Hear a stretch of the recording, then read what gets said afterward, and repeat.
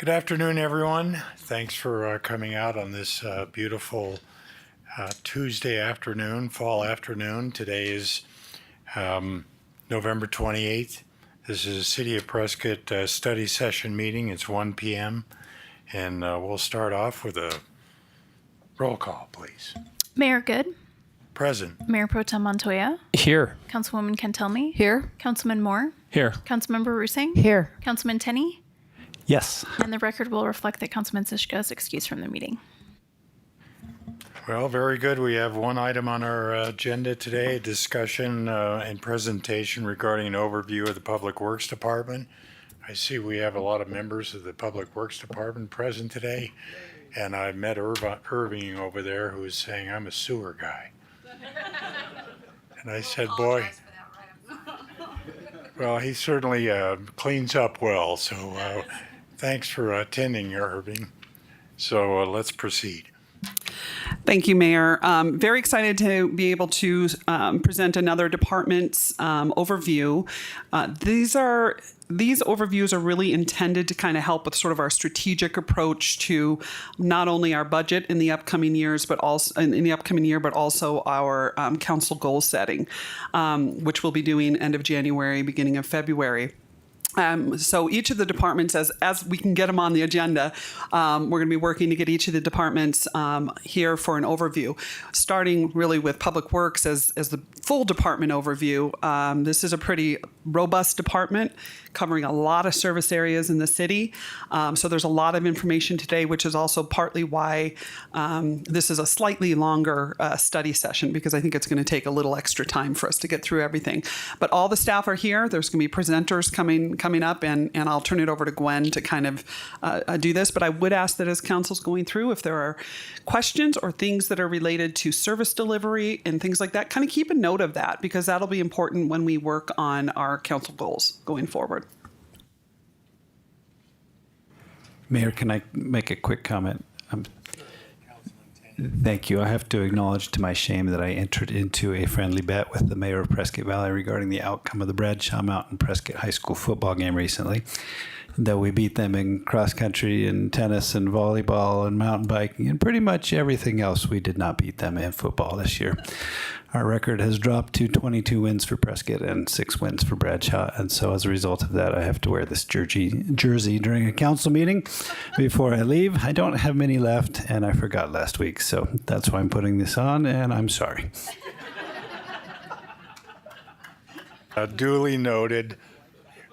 I like the emphasis on the 22 and 6.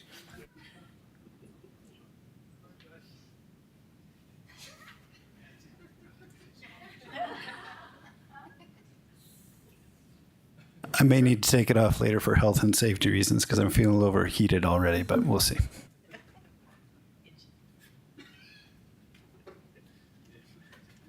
right. That's a great way to kick off the meeting. Gwen Browich, Director of Public Works. I'm very excited to be here today to tell you about our work that we do within our department. I just want to give you, before we get started here, if my presentation could come up on the screen, thank you. What we're going to do today is we're going to provide you with a departmental overview. We're going to talk about our organizational structure, goals of the group, including our strategic initiatives to get there, what our budget looks like, trends that we're seeing in the industry, in the areas where we work, as well as some notable accomplishments we've had in the last couple of years. So I'm going to start off with just kind of giving a general overview of what kinds of services Public Works provides. We're responsible for planning, design, construction, and maintenance function and efficiency of a variety of city infrastructure. This includes roads, traffic control devices, signs, sidewalks, water and wastewater utilities, FEMA floodplain administration, stormwater management, and real property administration. In addition to that, city infrastructure and assets, the department supports private development efforts in the city and utility service areas by providing plan review, permitting, and inspection services. We provide technical support for the Big Chino Water Ranch, operation and maintenance of the water resource management model, and we develop water conservation and education and outreach programs.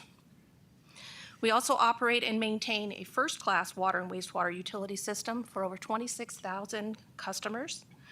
The Solid Waste Division provides trash and recycling services to over 22,000 customers. And the transfer station operates 6 days a week for the entire Quad City area.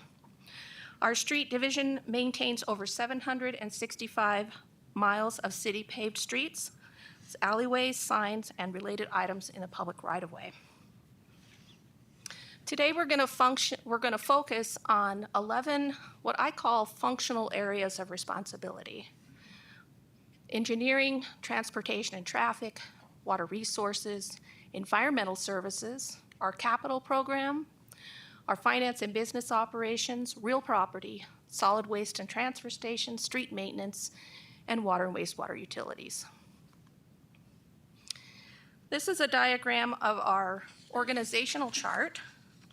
We have a leadership team of 7. Myself, Randy Perham on my left, is Deputy Director as well as City Engineer. Ian Mattingly, Transportation Manager. Brian Ruiz, our Water Resource and Environmental Services Manager. Tim Sherwood, our Capital Construction Services Manager. Carrie Oberheim, Finance and Business Operations Manager. Brian Sparks, our Real Property Administrator. And Janet Ramsey, our Deputy Director of Operations. In total, the Public Works Department has 170 full-time positions under this leadership. And I'd also like to point out that all of our supervisors, superintendents, and leadership team are here in the audience today. So yes, sewer's here, water's here, streets is here, they're all here. Part of our mission in Public Works is to help meet the goals and strategies of the council that's set every year annually. In our department, we touch on a number of those goals. Economic development, we utilize and establish commonalities to support water and sewer and other transportation growth and development projects. We also meet several quality of life goals, including natural resource preservation and conservation, providing highly rated city services, including transportation, well-maintained streets, public safety, water and wastewater services. And we improve planning, budgeting, and management of the traffic flow, traffic enforcement, and pedestrian interface with the city as we work with your own pedestrian, bike, traffic, and safety committee. We also address the service-oriented culture objective by promoting continuous process improvements in a culture that enhances employee morale, and we dispose and purchase real city property. So the leadership team is here today. My goal is to walk you through the org chart from left to right if you're interested in following the org chart. We're going to start with engineering services, which is going to be presented by Randy Perham, our new city engineer, deputy director. Thank you, Gwen. Well, let's dive into it. Mayor, Council, thank you. Our budget for engineering services is approximately $460,000, and that does not include any support for capital funding. As you can see from the slide, about $372,000 of that is just to support funding our staff, which is the equivalent of 6 full-time positions in the engineering group. And we have some smaller line items for supplies, internal charges, and other services. Our funds all come from the enterprise funds for the city, water, wastewater, solid waste, and streets, which makes sense because our team supports all 4 areas.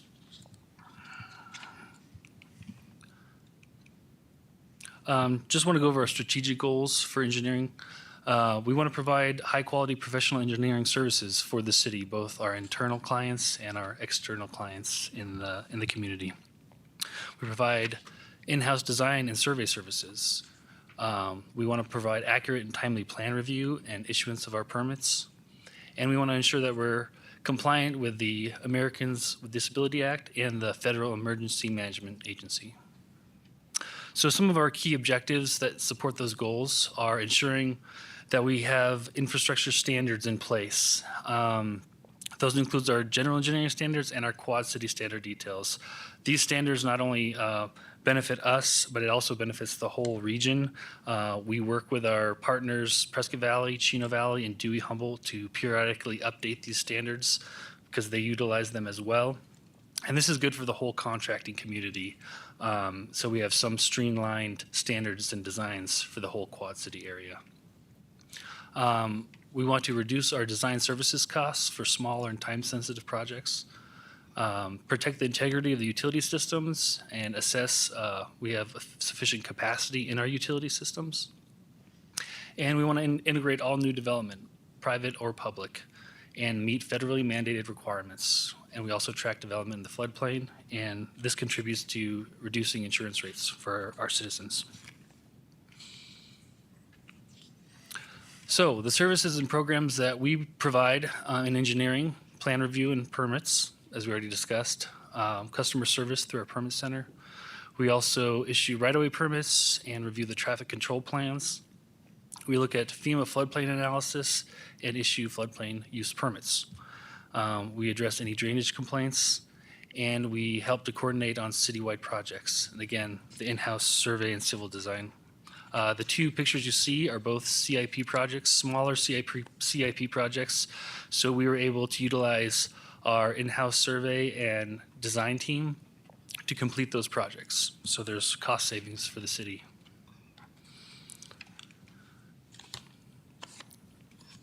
Just want to highlight a few trends. At the permit center, permits peaked in about 2021. We've seen a gradual, slight downward trend since then. And so for fiscal year 23, that translated to 1,677 reviews on 507 public works permits and 2,423 reviews on 995 building permits. So quite a few. These permits, as you can see, the number of reviews far exceeds the number of permits. Each permit that comes in, it may not be of the quality that we were expecting, so there might be an iteration of multiple reviews. There might be a level of complexity for the submittal. You know, if you have a single-family residential home that comes in on a pre-graded lot, you know, we're not going to spend a lot of time on that. It might have minimal review, and they might actually be able to do it in one review and get their permit. Whereas if you have a larger, 300-unit subdivision on virgin land, there's going to be a huge impact on the regional drainage, huge impact on our utility infrastructure. There's going to be a lot of pertinent reports and submittals along with the plans. So there's going to be more reviews and probably multiple reviews for a set like that. But yeah, any residential, commercial, industrial, capital projects that come through the city, they all come through our permit center. So just to break down those public works permits a little bit more, that translated to 267 right-of-way permits, 53 utility permits, pre-application conferences. We conducted 154 of those. Those are very helpful for our applicants. 23 grading and drainage permits. Utility main and roadway permits were 9, and we just threw in our hydrant test applications in there too, although those are pretty minimal review process. And just wanted to highlight that when we do an in-house design project, we save about 30% on the budget by utilizing our own staff and team. I also wanted to highlight our accomplishments related to FEMA. We improved our CRS rating from an 8 to a 7. Randy, I've got a question from Councilman Moore. Okay, please. I'm showing my ignorance, Randy. Sorry. What is the difference between the permitting process that your department engages in and then community development? Is there some overlap? I was talking to somebody recently about the building up where the new water storage tank is behind York Motors, and they were saying that they still didn't have a permit to do the work from the city. And it's like they're building a building for the city, but they can't get a permit from the city to build the building. Right. And they were saying there was confusion between community development and public works. And I was confused. It's like, how can we not issue a permit for our own project? Yeah, no, that's So can you clarify the difference in permit issuing between the two departments? Yeah, good question. So we have engineering permits that are strictly for us. Those are ENG permits, and we would have sole responsibility over those, whereas community development will have building permits, and so they'll kind of have jurisdiction over those, but there's typically a civil component to all of the permits that get issued through community development, so we'll touch those as well, but we won't necessarily have complete control of those. And we like to make sure that all departments have review of even a capital project, for instance, because there might be something related to the vertical construction that we would want buildings input on. So there's collaboration between departments, and depending on the workload or the workflow of each department, I don't know specifically why that one's being held up. Maybe that's a conversation for another time. But yeah, there's sometimes times where we have to wait on another department to get the permits fully issued, even if it's a public project. I don't know if that answered your question. And real quick, maybe I can just say from maybe a public perspective, one way to look at it is that a lot of the horizontal infrastructure goes through engineering. So streets, water, wastewater, all of the things that are kind of that stormwater, all of those things that are kind of horizontal on the plane go through, are kind of primarily engineering permits. Things that go vertical or planning documents like zoning cases and things like that go through community development as kind of the primary. Does that make sense? No, good question. Thank you. So going back to the FEMA, the improving our rating from an 8 to 7, that translated to a 15% reduction in flood insurance rates for our citizens. So that was huge. We're really proud of that. And we got preliminary FEMA approval for our risk map project.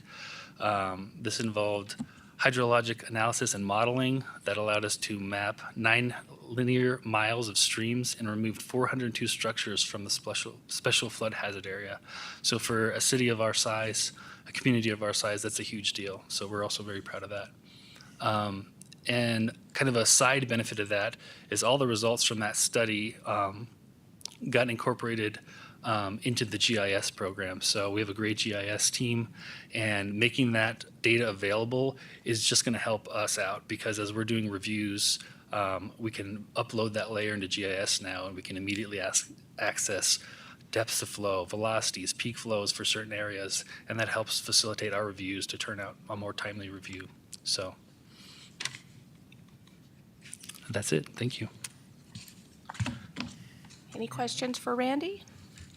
Okay, we're going to move on to transportation and traffic. Our presenter will be Ian Mattingly, PE, Transportation Manager. Can you guys just pull the microphones just a little bit closer? It looks like some people are having trouble hearing. Make sure you can hear us. Is that good? Okay. Try to talk loud too. So it's good to be back. Again, Ian Mattingly, Transportation Services. So we're just going to go over what we do, what our team does. So the transportation division has a budget of $2.1 million. Kind of similar to what Randy went over, we have a personnel cost of about $730,000. We have 8 full-time positions. Did want to thank council for reestablishing one that we didn't previously had. We had 7 last year, and then we are currently looking for a senior traffic technician with a traffic specialty to help us out, and so we'll have 8 there. The reason for the difference in the budget, though, because we have a $2.1 million budget, is that we have a lot of other service charges. Specifically, those are related to paying for the electricity for our streetlight system, maintaining our streetlight system, and upgrading our streetlight system. That's about $450,000. We also pay for our annual pavement marking contract, $325,000 out of that, and then we do traffic count collection each year, and we also manage the traffic calming program and any installations we do. So that's where we get that approximately $900,000 in others. We also have a small CIP budget to do things like new streetlight installations and things like that. We're funded by the 1% street tax and the Highway User Revenue Fund. And if there's no more questions, I'll move on. Mayor Pro Tem. Thank you, Mayor. Ian, can I ask you a question of that budget? Do you have an idea of what the breakdown is percentage-wise between what comes from the 1% sales tax and what comes from HERF?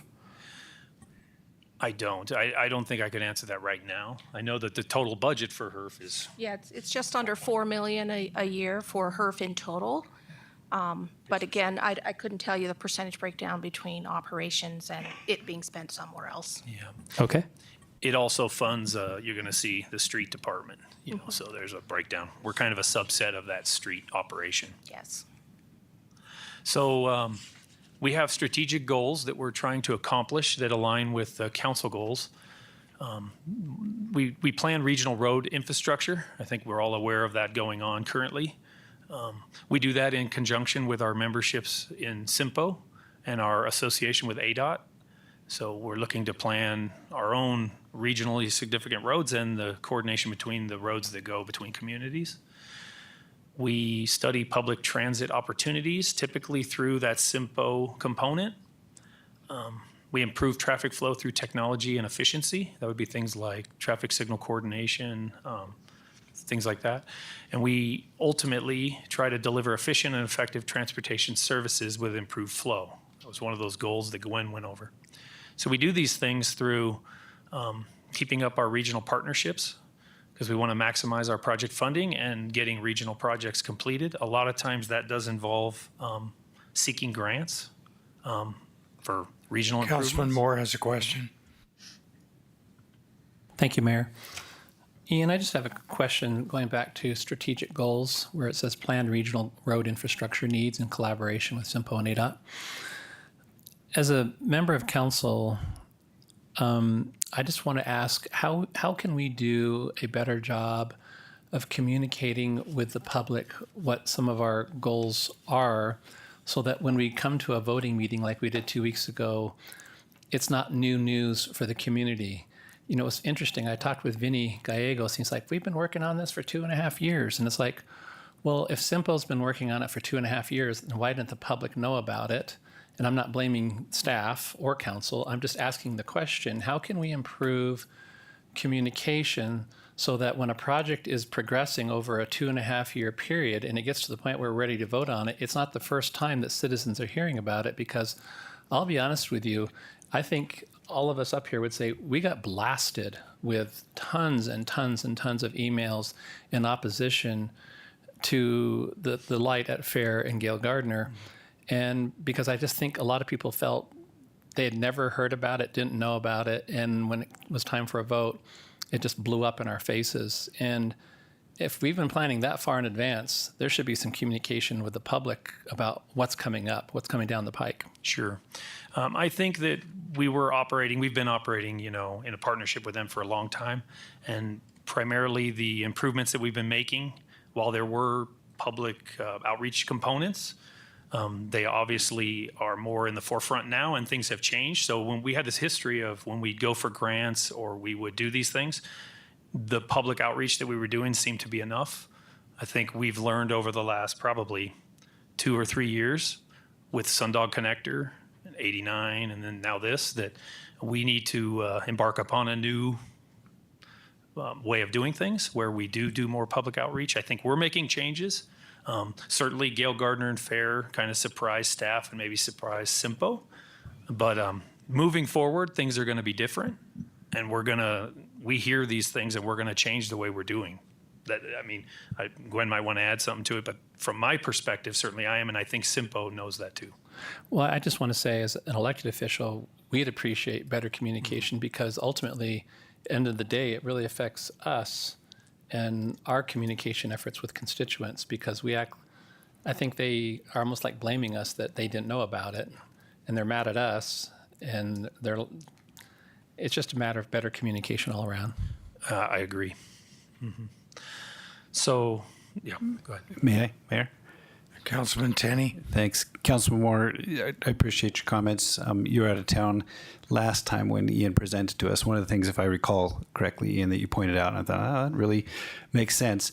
In the past, when there's been a study done that said, this is an appropriate place for a stoplight, there's been neighborhood demand for that. Yeah. You've never encountered a situation where the opposite was the case. So we were all of us, I think, taken by surprise by this. It wasn't like, we just never communicate and who cares?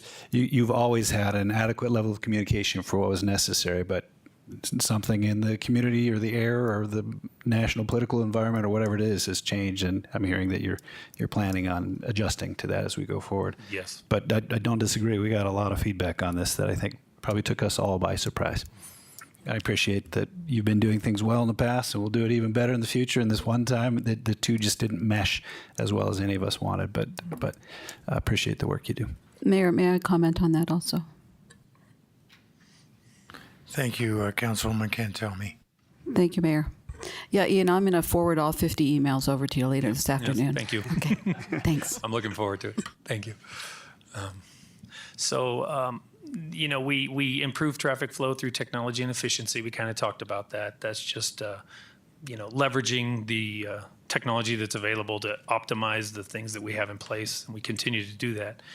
One of the things that we'd like to do, we do a little bit, but we'd like to develop a more proactive traffic management system, and that follows along through bringing in good data and then having good operating procedures. You'll see a little bit more about that when we talk about the trends. That goes along with being less reactive to individual requests. But in everything, we try to maintain a high level of customer service. So some of the programs and services that we provide, we maintain the traffic signals throughout the city. We also maintain several for the county under contract. We maintain the roundabouts as they need maintenance, primarily lighting, signing. And then we do all the street signing, street lighting, so that would include the antique lighting that we own, and then APS type roadway lighting, which technically the city owns, but we contract for operation and maintenance through APS. And then we take care of radar feedback signs, flashing LEDs, any beacons. We maintain the striping and pavement marking either through the contract or small areas we do curb painting, and we have a small striping machine that we can do some stuff. Traffic control for special events, that's huge, if you could imagine. There's just the coordination of that. We have a lot of special events. If we're not doing that, we're still managing those plans. And then they do traffic control for construction in support of like utilities, other departments, and emergency call-outs where we support PD. We do development plan review, transportation planning, be like traffic calming policy management. We take care of doing warrants, things like the signal warrants that we talked about last week, and studies, managing the bicycle and pedestrian facilities, and then helping in a technical aspect with the CYMPO, or the Central Yavapai Metropolitan Planning Organization. And we coordinate with a pedestrian, bike, and traffic advisory committee and hold monthly meetings. So some of the trends that are going on in traffic, they're not new, honestly, here. But, the biggest thing here is that we have a high number of citizen requests for service. I think people know that, but we average about 280, somewhere in that range a year. And these are requests more than just, hey, I need a sign replaced. This is like, I have speeding and I want speed humps, or I need this done. This is very high, quite high for a city of our size. And primarily that's related to speeding and congestion complaints. This is what creates a reactive type traffic management. And I would describe us as being in that phase currently and in the past. Now data, we just presented you the data on the travel time and congestion study. We want to collect data so that we can know really how we're doing. And so, what I see in it, and I think what we expressed was that we're not unique. We do have some issues, and we have delays mainly on arterials and maybe some speed issues here and there, but we're not a unique community that has really high speeding or congestion problems. And we're going to use that data to try to be more proactive in how we address those things. And the recent 89 survey, and we're going to talk about that, I think, in December, indicates that citizens desire a balance between traffic efficiency and environmental, historic, and community concerns. So this pie charts kind of go along with what we just talked about. This is a focus of what we do. So the signal group there on the left, they primarily do half their time is on signal maintenance. Timing and coordination, I would describe that as proactive, kind of improvement-based things. So that's working on Willow Creek, timing and coordination projects, replacing old equipment. 25%, that's pretty good. If you look at that one, that's a nice balance. And then street lighting, 12% special projects. That would be like putting up Christmas lights, supporting other departments with maybe sign installations or using our bucket truck. They do various other special projects too, as needed. The sign group, they're more focused on sign repair, new sign, and sign fabrication. That adds up to about 55% of what they're doing. And then the traffic control elements and special events, we're estimating about 30%. And the district inspections, wedged in there in orange, that's kind of the proactive, we go out and look at districts to try to correct things that we see wrong or improve a neighborhood with signing. And so we're not able to do that as much as we would like. We're trying to move towards more, let's go out and get a neighborhood before we hear about the signs that are bad and we need to fix or that need addressing to correct problems like in parking zones and things like that, speed limits. And then in the engineering group, you really see in that right now that's two people. It's myself and a technician. But you really see that we're heavily focused on citizen complaints. And then we do plan review and project management, 10% each. And then traffic improvement.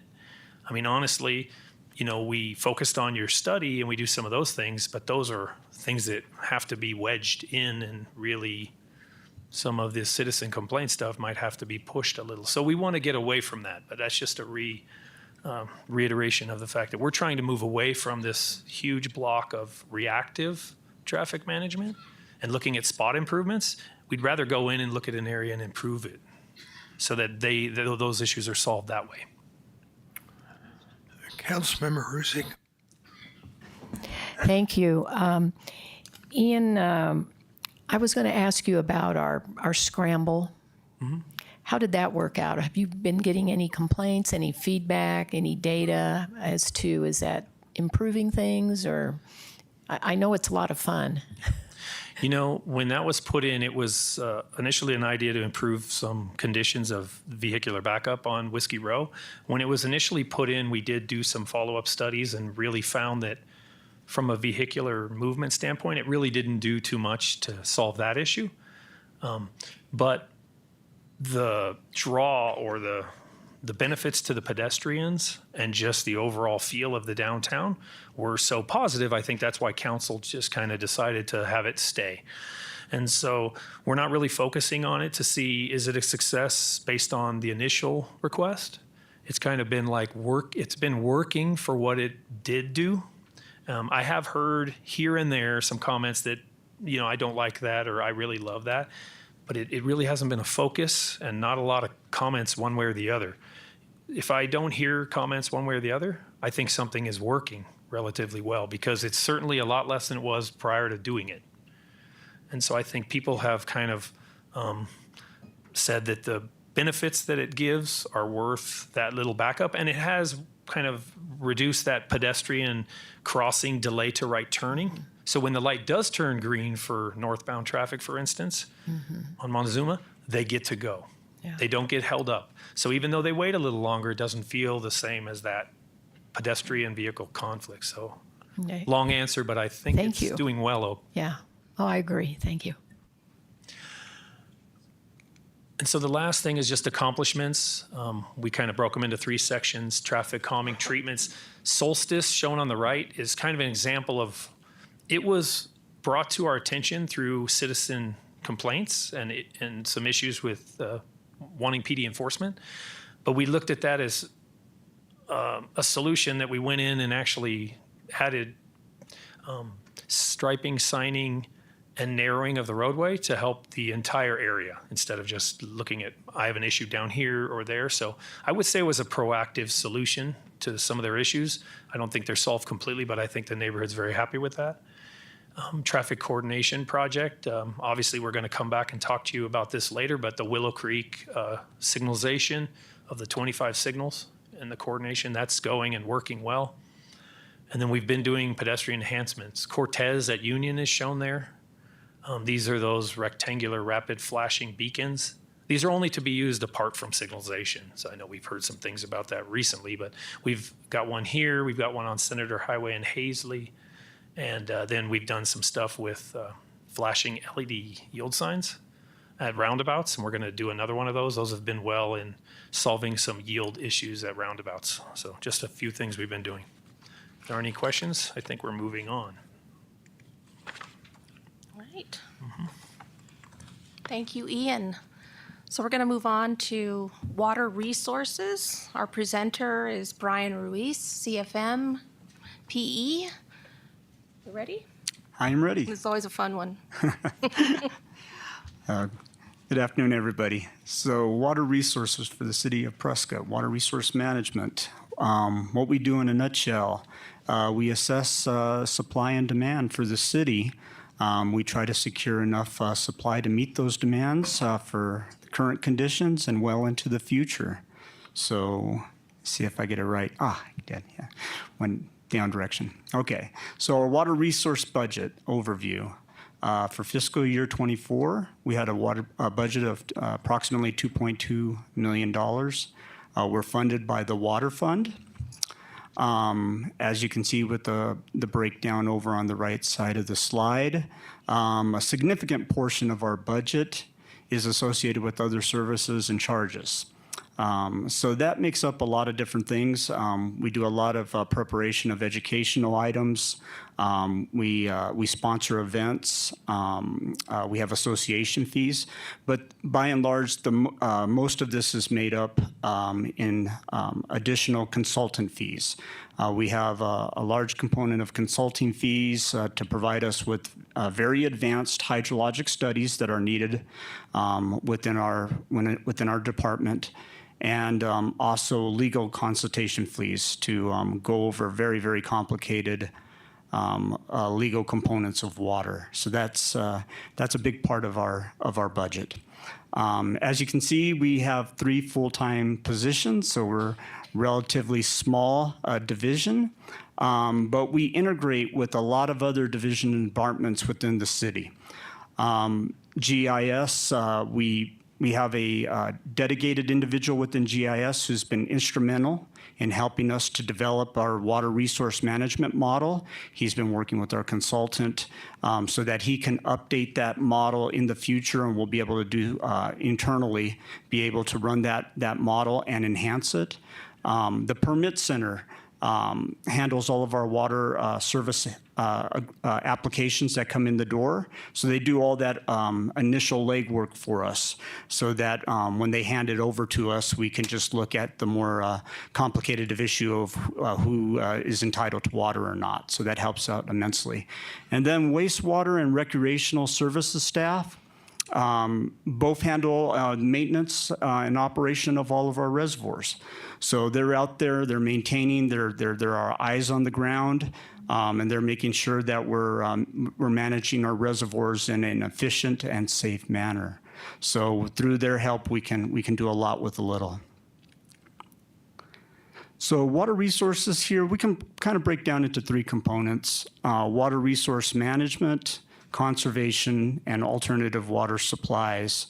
As shown in the bottom center of the screen, that is the Prescott Active Management Area, and which the city of Prescott is within. So this was created in the 1980 Groundwater Management Act. It's regulated in Arizona Revised Statutes and administrated by the Arizona Department of Water Resources. So we answer to them. And the city of Prescott is a designated assured water supplier. So what does that mean? It means that the city has taken on the obligation that we're going to prove that we have sufficient supplies for our community for 100 years when we allocate water. So in doing so, we do that through what's called a decision in order. And that sets our portfolio. So it's kind of shown above the active management area map there. We have a portfolio that is through this legal document through ADWR, and it gives us our allowances for groundwater, for alternative water, which is our effluent and our surface waters. And we also have a component of transportation alternative water, which we don't have an ability to use right now because we don't have the infrastructure for it, but it's something for that we're evaluating for the future. On the right-hand side of the screen, you can see a visual representation of our DNO or of our water portfolio. We have to make sure that we understand all of the water users in our service area. The service area, as you can see here, goes outside of the city limits and into the Chino Valley and into unincorporated areas of Yavapai County. So each one of those dots either represents an existing, committed, or a projected use. Our water conservation program is mandated by ADWR. It's also in our general plan as an initiative for the city. So we run a pretty robust water conservation program, which we we use educational outreach to try to make people aware of conservation efforts. And one of the big parts of that program is our rebate program, in order to establish rebates when people purchase and use efficient water appliances and do other things like turf removal, other ways to create water efficiencies. Alternative water supplies, trying to develop an acquisition of future supplies as needed for the city. Big Chino Water Ranch is an example of this. Important for maintaining sufficient water supplies for future growth, but it's also important for creating a healthy and redundant water supply system so that we can tackle any type of emergencies that may come up in the future that may be unexpected. Well issues, the next emerging contaminant that may be coming through, legal claims against some of our water supplies. All of those things means we have to be looking in the future to make sure that we have the water supplies that we need. Some of our strategic goals we talked about encapsulated in this slide right here. Sustainable, high-quality water for the future. Trying to maximize our conservation efforts. Preserving and abiding by the Arizona Groundwater Management Act. Secure alternative supplies. They're all components of that very first bullet, in my opinion, the preparation of a long-term water management plan. So that's our most critical goal in water resources. It's what we're going to be concentrating on over the next few years to establish and be able to utilize in the future. Key objectives that we're looking at for obtaining those strategic goals. Optimization of our water resource management model. So this is a database of all of our water information, all of our billing information, and our demands with a GIS component so that we can quickly visualize how we're using our water at any given point in time. Development of our rebate and educational outreach programs for conservation. Currently, we're in the process of modifying our decision on order through Arizona Department of Water Resources. We started that in late 2021, and it's a challenging effort, and it's something that we're moving forward on. Administering our current water policy, Mayor, and, as a lot of you know, question. we're updating. Councilmember Rusing. Thank you, Brian. It says, 3 full-time employees. Is Leslie Grazier still on the team? Definitely, yes. Oh, okay, because I don't see her here. And you were talking about the DNO.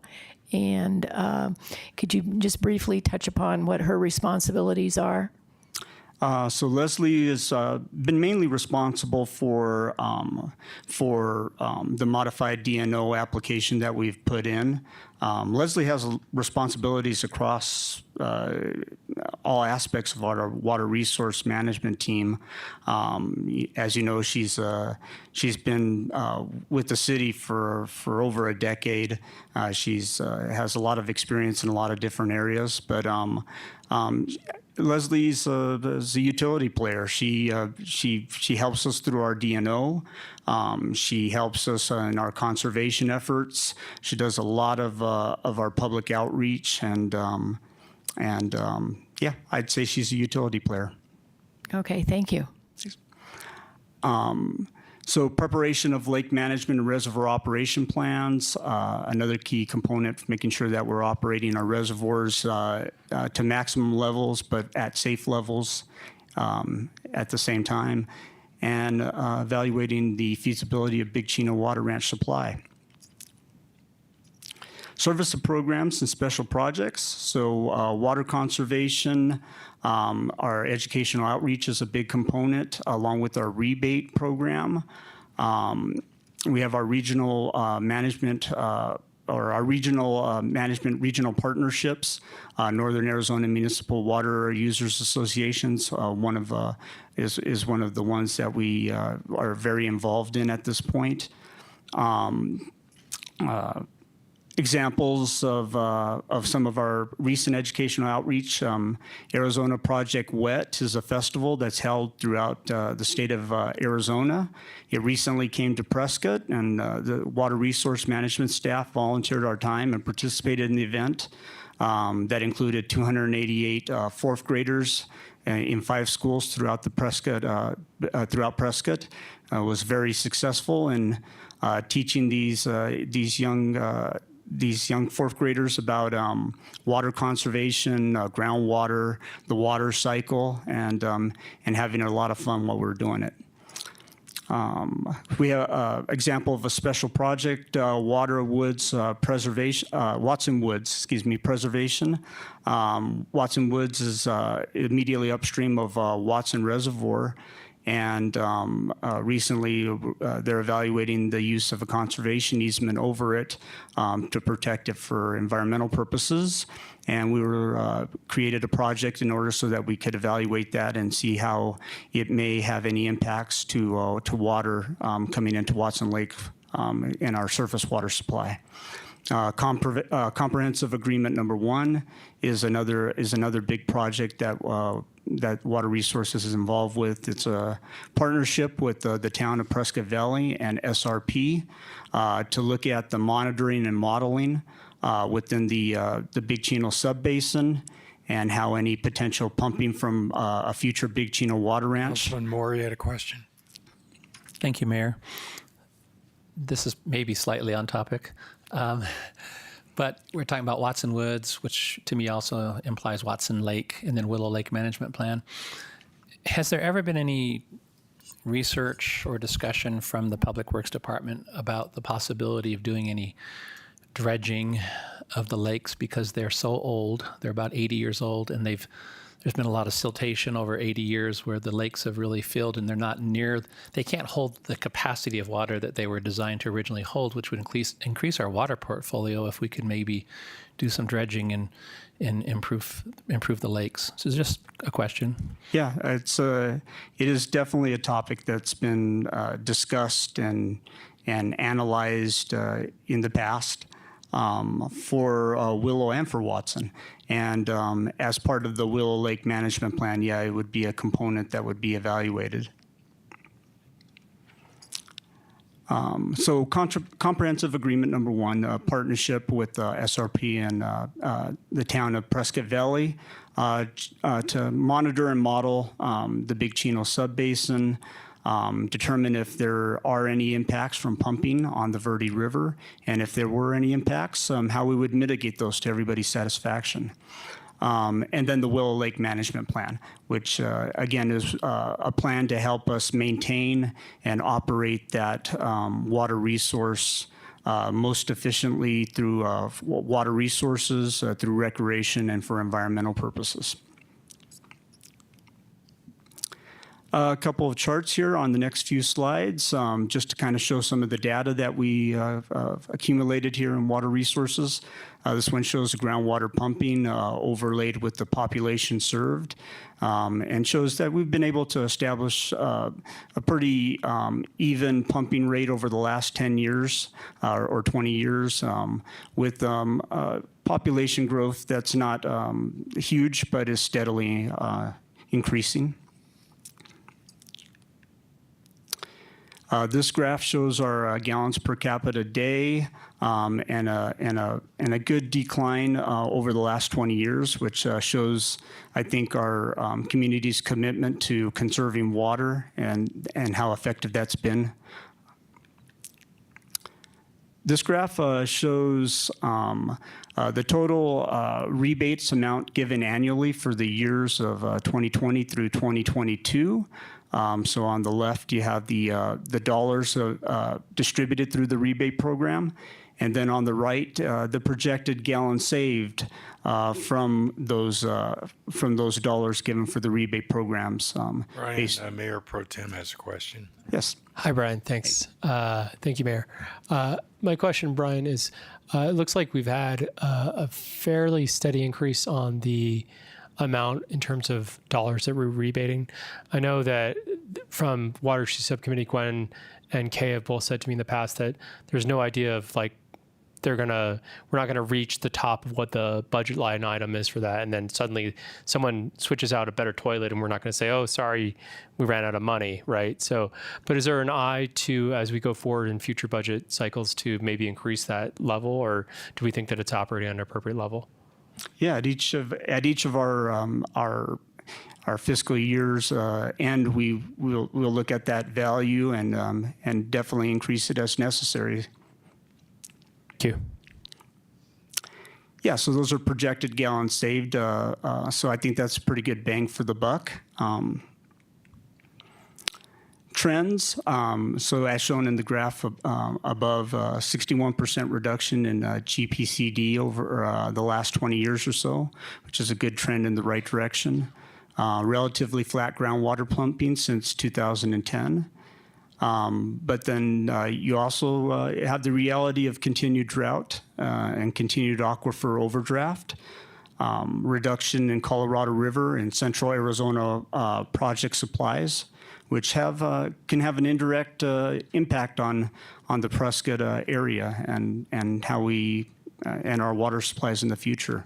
Another trend that we see lately is stormwater management and the introduction of what they call green stormwater infrastructure and the utilization of these of this infrastructure to help with basin recharge and use it as a component of water resources. So that's kind of a trend that we see throughout Arizona and the country. Accomplishments, designation of assured water supply. We've been able to keep it since 1999, and we're working to keep it right now in our modified decision and order. Advancements of a water resource management model.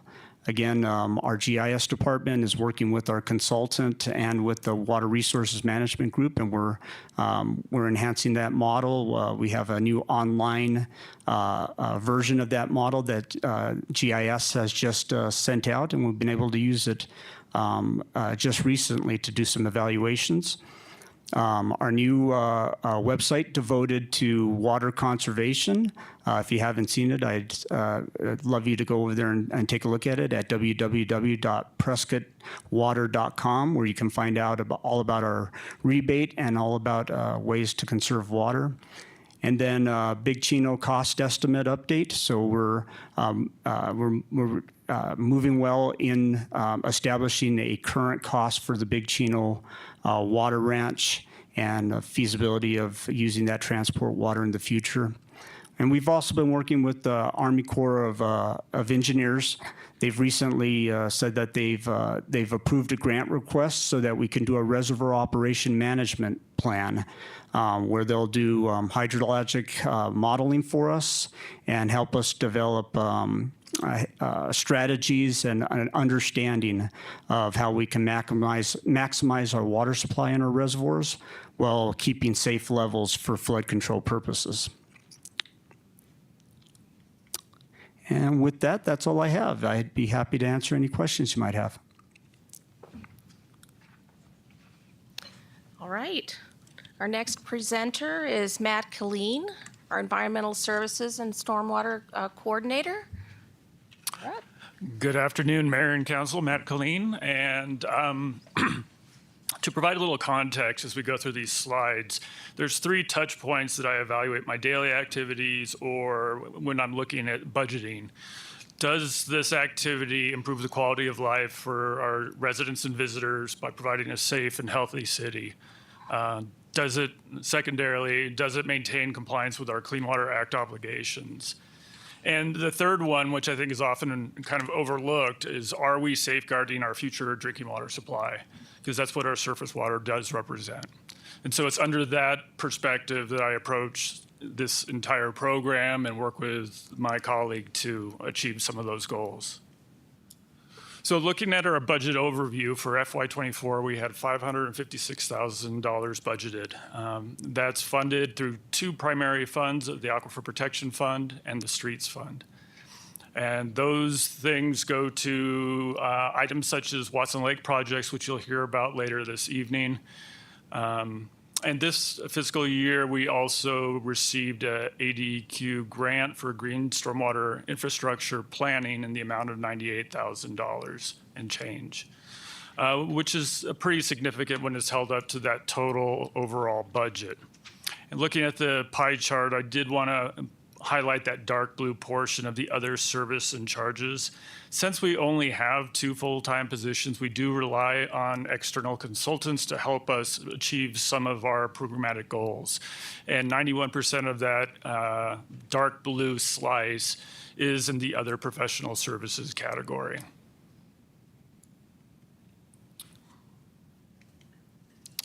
Councilman Moore. Matt, that just raises a question in my mind.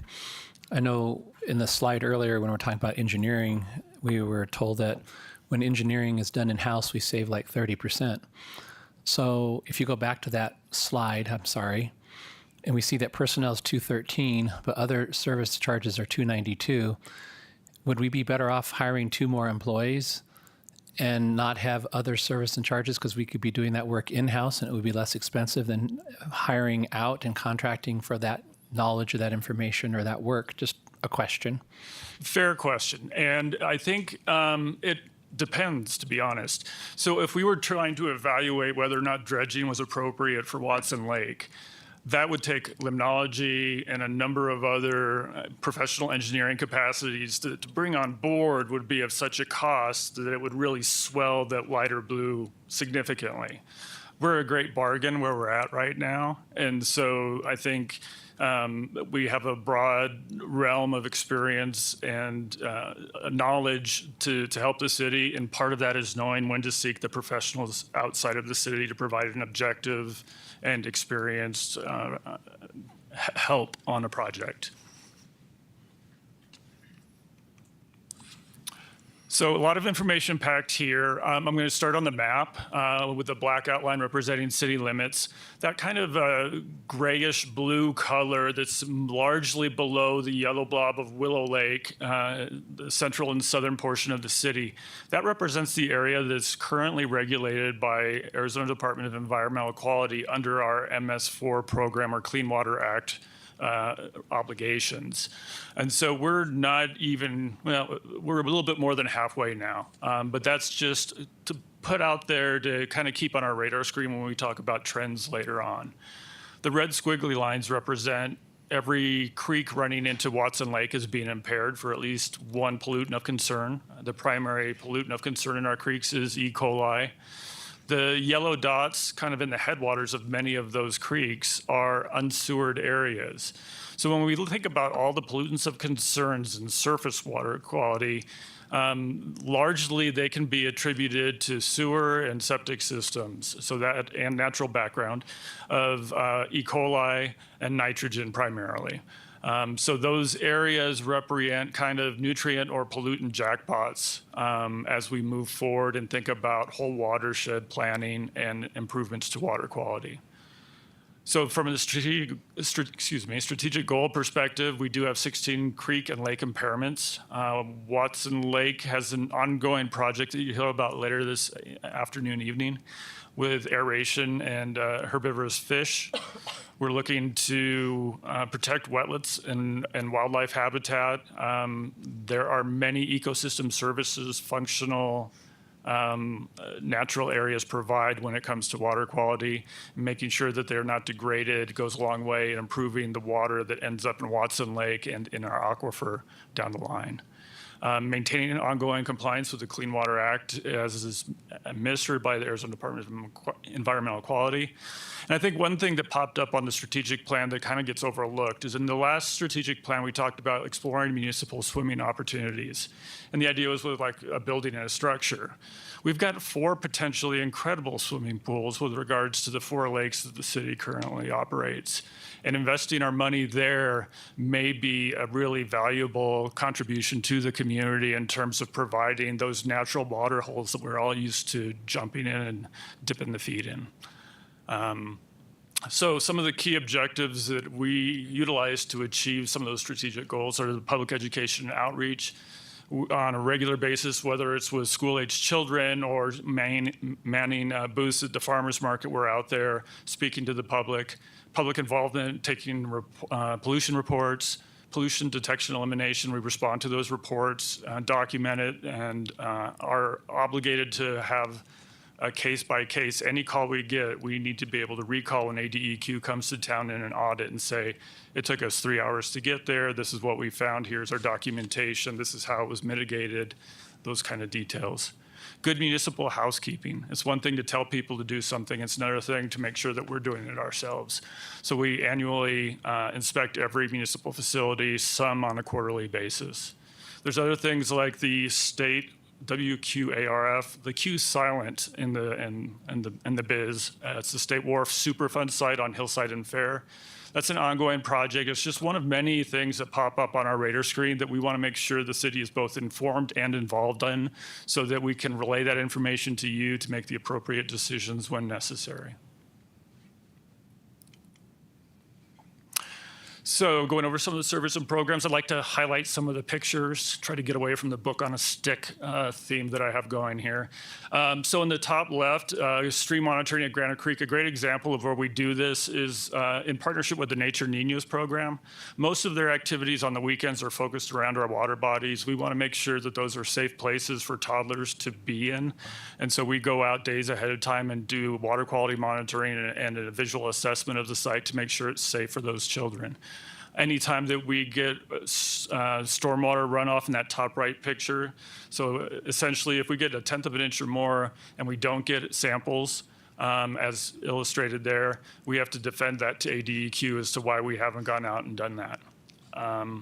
Another kind of facet of our stormwater is in that bottom left picture, and that it doesn't always have to be pretty to be effective. I look at that and I see 2 things. I see a whole bunch of garbage that didn't make it to the North Fork of Granite Creek, but I also see a site that needs maintenance. And so that's an annual inspection that we do and work with private commercial businesses to make sure that those BMPs are maintained on a regular basis. And there's still plenty of work to do, as that bottom right picture illustrates. That's from the end of September of this year, and a harmful algal bloom at, near the north dock at Watson Lake.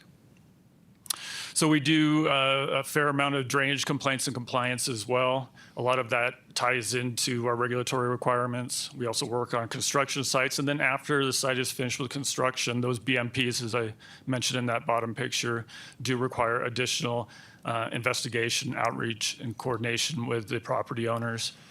One thing that I think is a trend that Brian just mentioned that we're starting to see is a much more of an integration of these best management practices with the floodplain administration, with water resources. It's kind of a one water approach to realize that water in every single form, whether it's treated effluent, groundwater, stormwater, or surface water, all are valuable assets to our community, and how can we move in an arid land to maximize the benefit we receive from those and make them accessible. And then finally, public education and outreach to all sectors of the community is obligated and by permit, but also Councilman Moore has a question. certainly. Me again, sorry.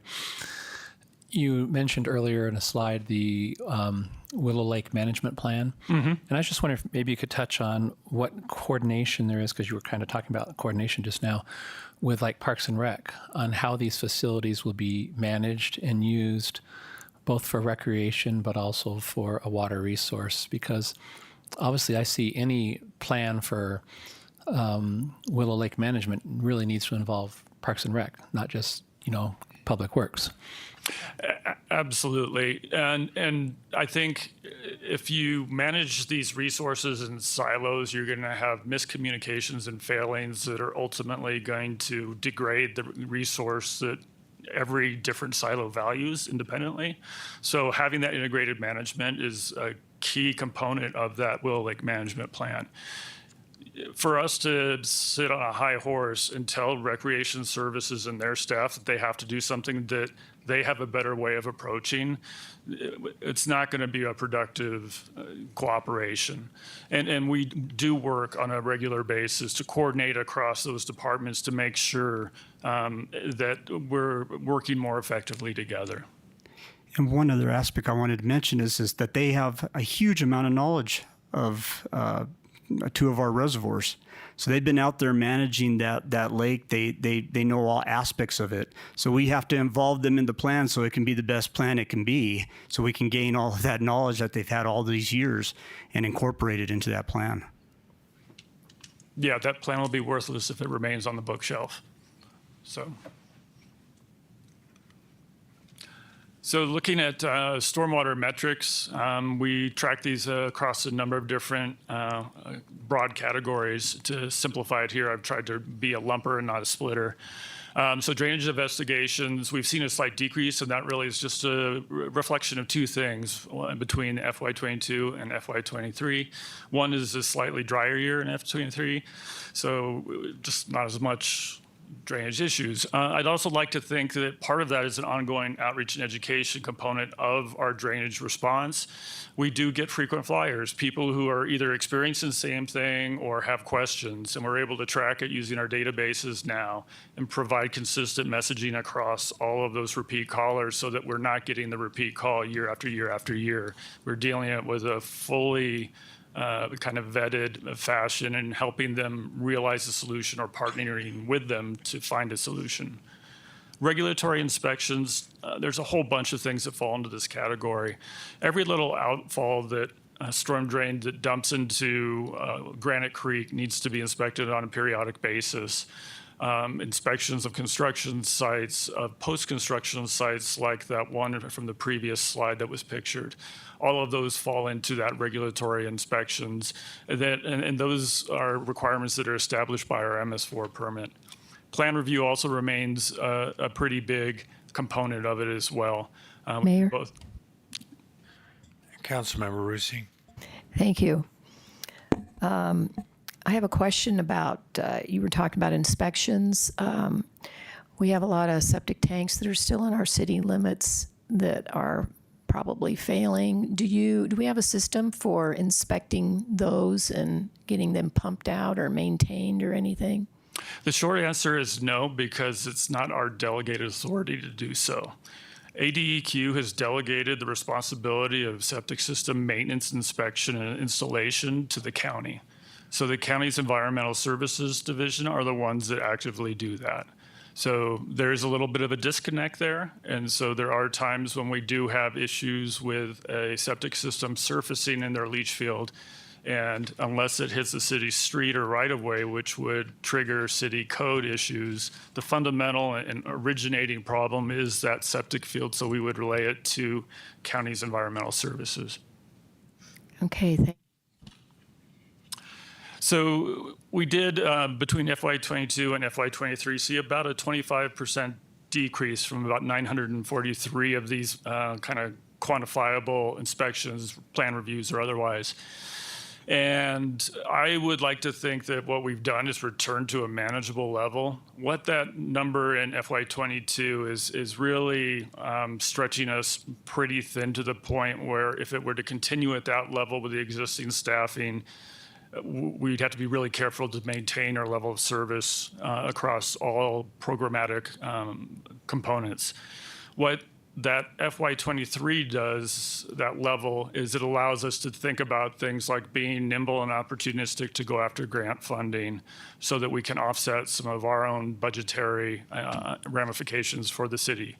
And so that's where I see a little bit of wiggle room that FY23 represents as being very valuable to us all.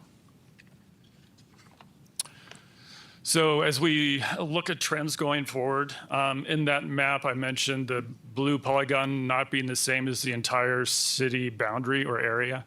We do expect with upcoming census and reevaluations of urbanized areas that our regulated area will grow. Most of that's already in our system, so we're ready to hit the ground running. We assume that all of it will be a regulated area sooner. So we still provide many of those services out there, but they're not prioritized as those in the regulated area are. There are going to be more emerging contaminants. Basically, as the science improves and detection ability improves, we're going to start seeing these things. EPA is regularly putting bulletins out about upcoming pollutants of concern, things like phthalates that are associated with PVC products. These are all things that not only have implications for our surface water quality, but many of them do fall into that forever chemical kind of category that potentially could have impacts to our water distribution and aquifer quality. Green stormwater infrastructure has really become a hot topic, and our grant that we received is going to help us figure out how to best site some of that within the city. But it has multiple benefits, including aquifer recharge, as Brian previously alluded to. It can offset potable water irrigation. It can reduce heat island effects. Nuisance flooding can be minimized with kind of distributed green stormwater infrastructure. And it's one of the strategies that the climate adaptation strategy highlighted in their recent report. And more recently, some accomplishments that are still kind of in progress. ADEQ has formally proposed that Willow Lake be delisted for its ammonia impairment. We're still waiting on the EPA to approve that. Generally, they're going to follow ADEQ's requirements. So we're hoping to see our tally of impaired waters drop. And so that's a great start, but there's plenty more to be done. And as I mentioned, that grant is another way that we can start looking at surface water quality improvements that also have far-reaching benefits with regards to potable water use in other areas. And with that, I will take any questions or comments before Thank you, Matt. All right, our next presenter is Tim Sherwood, our Capital Program Manager. Good afternoon, Mayor and Council. So the Capital Improvement Program has a budget for FY24 of $78 million, funded by the funds that you see there. There are no general funds used for the capital program. It's all enterprise funded. We completed 14 projects in FY23. Some of those projects spanned from design through construction in FY23. Some of them spanned multiple fiscal years. 100% of our projects came in under contract in FY23, which is representative of good sets of plans, good specifications. We don't have to come back to council for large change orders. The program has 12 full-time employees, including myself, 5 capital project managers that manage their projects from inception all the way through completion and acceptance. We have 5 full-time inspectors as well as an inspection supervisor and 2 temporary positions currently.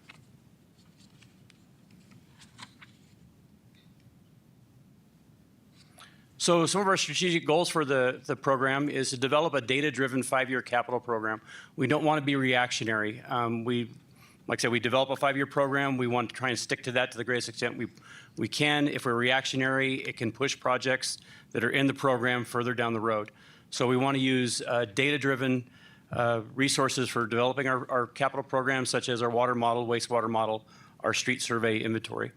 We want to build, improve, and maintain public infrastructure, develop and implement the capital improvement program for streets and utilities, and provide professional inspection services. Our key objectives are working with all public works divisions to develop and implement their capital needs, but we don't only work with just public works departments. We've collaborated with rec services, library, facilities, airport, fire, and most recently with the Prescott Unified School District. We want to integrate projects to include utilities, drainage, and asphalt to make sure the finished project has as much longevity as possible. So when we're doing a paving project, we want to look at existing utilities, existing drainage issues. If we're doing a utility project, is the road need to be replaced? We want to look at the project as a total, so we're not coming back and having to do something in the very near future. We want to get as much life out of it as we can. We want to implement software and training programs to aid in the management of our capital improvement program. We encourage training for our inspection staff to expand their knowledge, such as ADQ certifications, concrete, asphalt, traffic control certifications to expand their knowledge base. And our inspection staff ensures projects are constructed to the city's general engineering standards. So some of the services and programs we provide, we oversee the pavement management program, our citywide water main replacement program, concrete sidewalk repair and replacement, new replacement of public infrastructure, including water, sewer, drainage, and roadway projects, as well as capital and private development inspections. A lot of the private development inspections are related to newer subdivisions where the city, at the point where the project has met its warranty period and it will become city owned and maintained infrastructure. So we put the same level of inspection on private development projects that we would on a capital project. Some of the trends we've been seeing, and I've discussed it with council on a number of occasions, we've been seeing fewer bids received for projects across the board. And this is region-wide. Prescott Valley's experienced the same thing. County, ADOT, across the board, we're seeing fewer and fewer bidders. I'm not sure how it is in the valley, but up here, it's 2 to 3 bidders is not uncommon. Bids are coming in typically higher than engineers' estimates. But as we discussed before, projects are coming in under the contract amount. And like I said, I believe that's due to good sets of plans, good sets of specifications, so the contractors are able to bid based off the information provided. One of our biggest issues we've been dealing with is long material wait times, primarily, especially electrical equipment. We've had projects that are being delayed for 6 months to a year waiting for components to come in. Tim, I have a question from Councilwoman Ken Telmy. Sorry to interrupt. Back on the last slide, I had a real quick question about the 78 million budget. When you do you receive those funds all at once, or do these just pull out as you start projects? Do they come in draws, or how do you? Does the funding ever create a problem with the projects? I think I understand your question. The funding is made available through the budget process. So at the beginning of the budget year, a certain amount of funding is available associated with each project. Each project has its own capital sheet. That information. But do you have access to that, Gwen, when you need it? We have access to those funds beginning July 1st of each year. Yes. Okay, that's what I was wondering. Yes. If it was something as a draw basis, that as the money comes in, the money is. The contracts are distributed based on performance. So when the contractor hits a certain performance level, they can invoice the city and we pay them from the funds available in that fiscal year. Okay. There are many projects that span multiple fiscal years. So for example, we would not entirely fund a multi-year project in year one. We would only put the amount we project to spend in year one in the year one budget, and then subsequently in year two and year three. That's what I was wondering right there. Yes. Okay, thank you.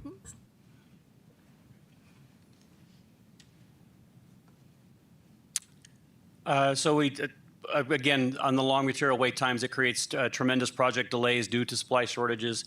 And one of the things we've experienced with the contracting community is labor shortages, finding skilled labor to do the projects that they've been awarded.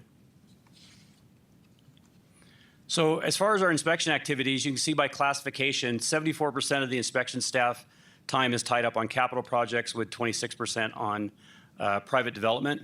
And the inspections by type, pretty much just water, sewer, waste streets. Streets is a big component of what they're looking at. As far as the capital improvement program, as far as how our program is divvied up, this year is a little bit of an anomaly because we have such a large amount dedicated to the water production facility, intermediate pump station. So the dark blue, $83.3 million in construction, that will fluctuate. That's just a large number this year, as well as some other projects. Recently completed about $14 million worth of projects, and the 4.7 is design dollars, not what our projected engineer dollars are. The pie chart in the lower right-hand corner is more representative of the program as a whole. It'll typically revolve in thirds. One part of the pie might get a little bit bigger than the other, as far as how many projects are in construction versus how many have been recently completed or what's in design. So some of our accomplishments over the last year or so is we are still working on the water production facility and intermediate pump station project. That was $53 million. There's about $9.8 million left in contracts to finish that up. We're anticipating to be wrapped up by midsummer next year. The Zone 56 tank and pipeline project, the tank itself, which you see in the upper photograph there, that tank is now currently online. And the old Zone 56 tank that was in Prescott Canyon Estates has been dismantled and hauled away. The pump station is still underway. That's one you referenced to earlier, Mr. Moore. Our production well number 3 rehab in Chino, that's the third project we've done in that area. Another project that's been held up significantly. It should have been done probably April or so of this year, and it's very near completed, but we went through the summer without that online.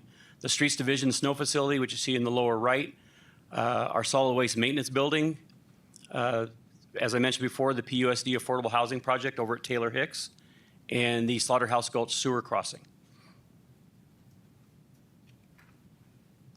And with that, I am finished. But Mayor? Councilmember Rusing. Thank you. Oh, I would just like to thank Public Works for all the hard work that they've done, especially in making sure that when we turn on the water faucet, we have something that comes out that's potable. I like to keep up with current events, and I've been following the city of Jackson, Mississippi, and how through generations of neglect, their water infrastructure is defunct. They just don't have any water, and I just think that we need to remind ourselves that we have to be constantly maintaining our system, making improvements, and making sure that we keep up with our growth. Thank you. Councilman Moore. Thank you, Mayor. Tim, I just have a question that's maybe a little broad, but when you embark on new projects, you highlighted, for example, had a picture of the retention basin at Penn Avenue in Eastwood. I look at a project like that and I think, gee, what an opportunity that would have been to maybe create a little wetlands or something, not just have it be a retention basin, but also serve another function. And I just want to raise that as a councilman, that I would love for us to, as we look at future projects, that we can maybe look at it from a perspective of how can we make this project also be environmentally sensitive and serve a purpose in the future, kind of like we've talked about for the last few years about, the wastewater treatment facility, the recharge ponds, how we could make a utility also a recreational area. I see the work that was done at the Penn Avenue area, that could have been just like an amazing little wetlands, not just a retention basin. Just a thought.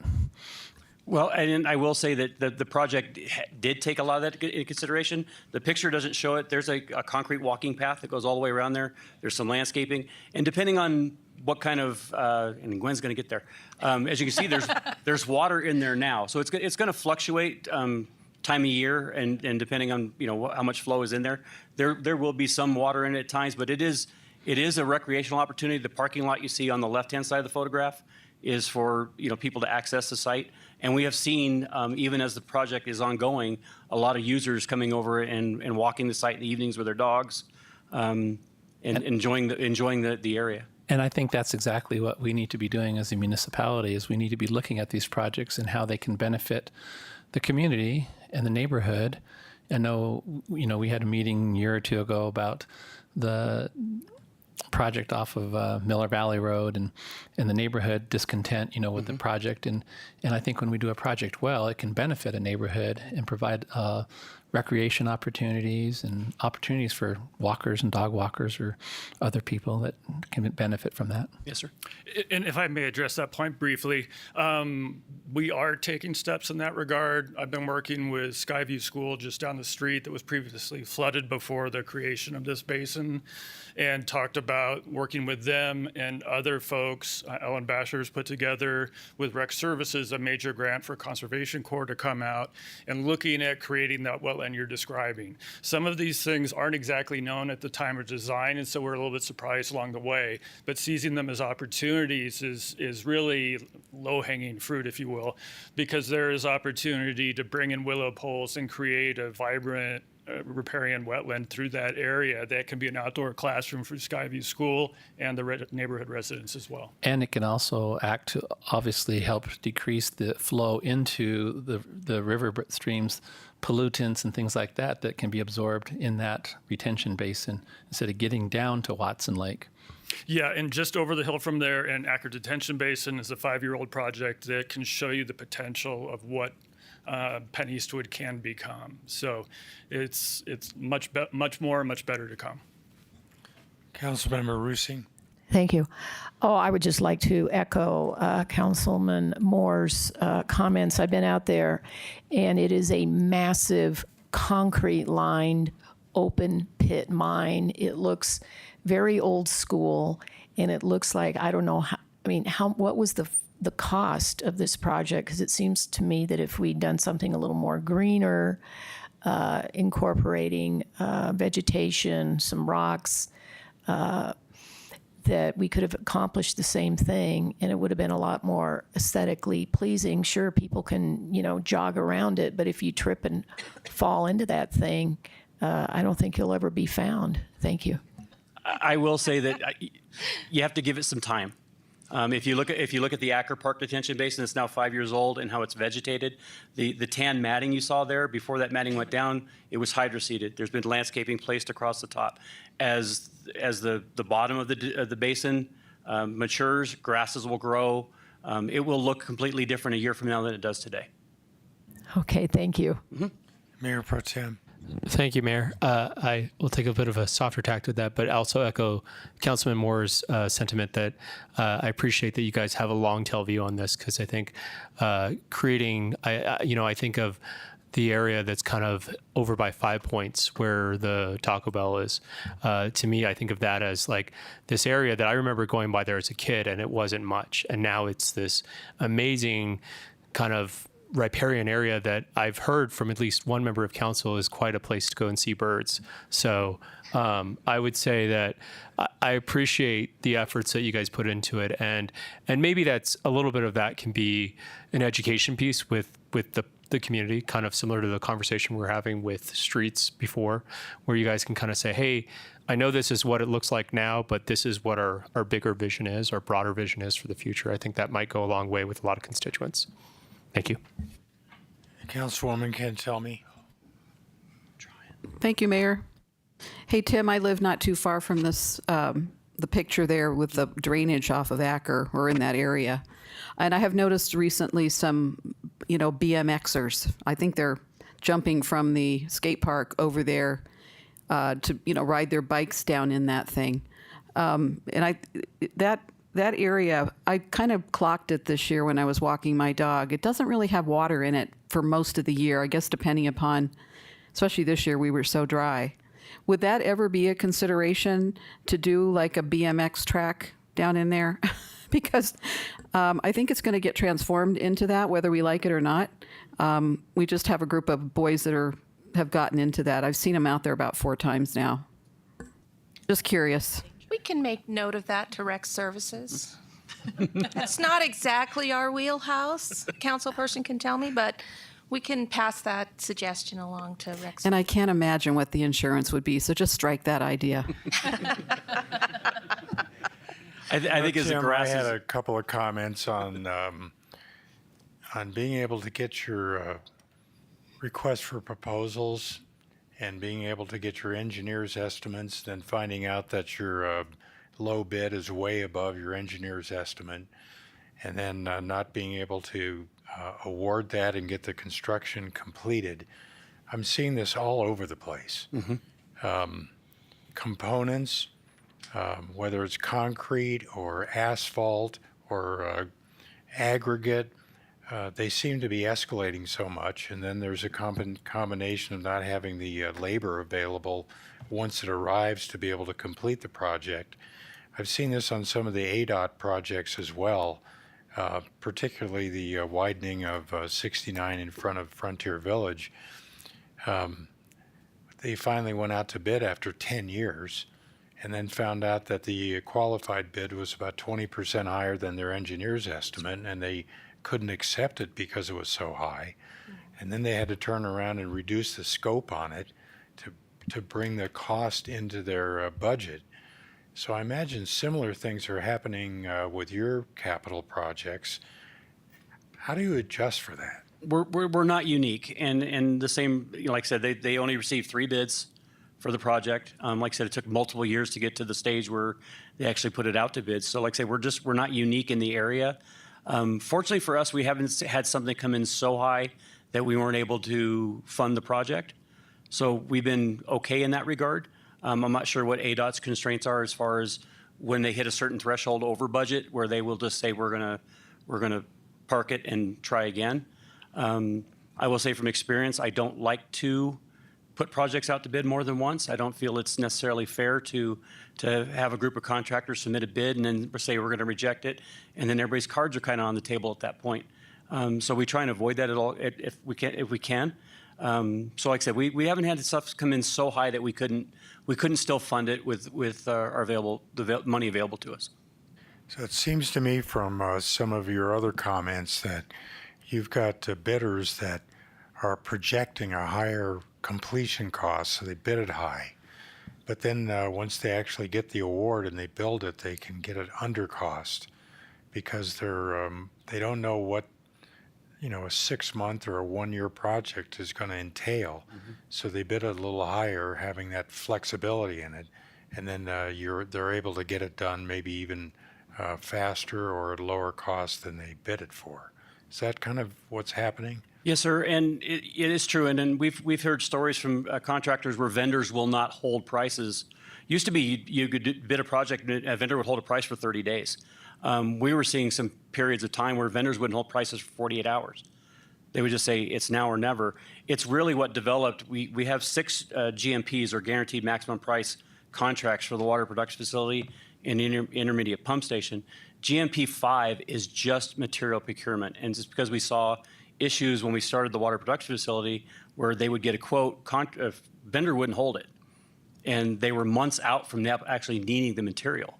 But they didn't really have a good resource for funding or buying the material ahead of time.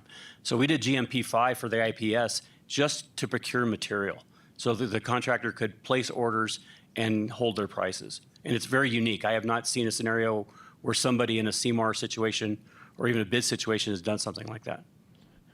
I know there were some discussions maybe a year or so ago about trying to coordinate capital projects with our neighboring municipalities, because some of these construction companies are reluctant to come all the way up here to do what they consider a small project, what we might consider a major project. Mm-hmm.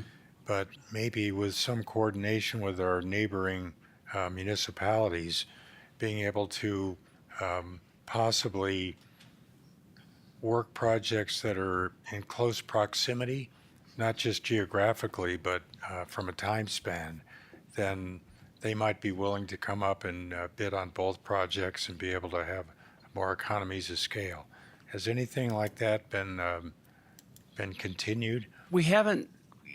I wouldn't say like I said, I would have to monitor what the county's projects are, and we do have some meetings with the other municipalities to know what their projects are and what they're doing. And we also have projects where there's overlap as far as the county may be doing a road, but we provide a water line there. So we'll look at stuff like that where we can cooperate.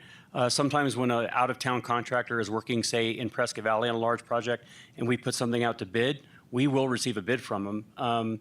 But typically, it just hasn't been in the range of what the local contractors can do. The out-of-town contractors got expenses that the locals don't. Mm-hmm.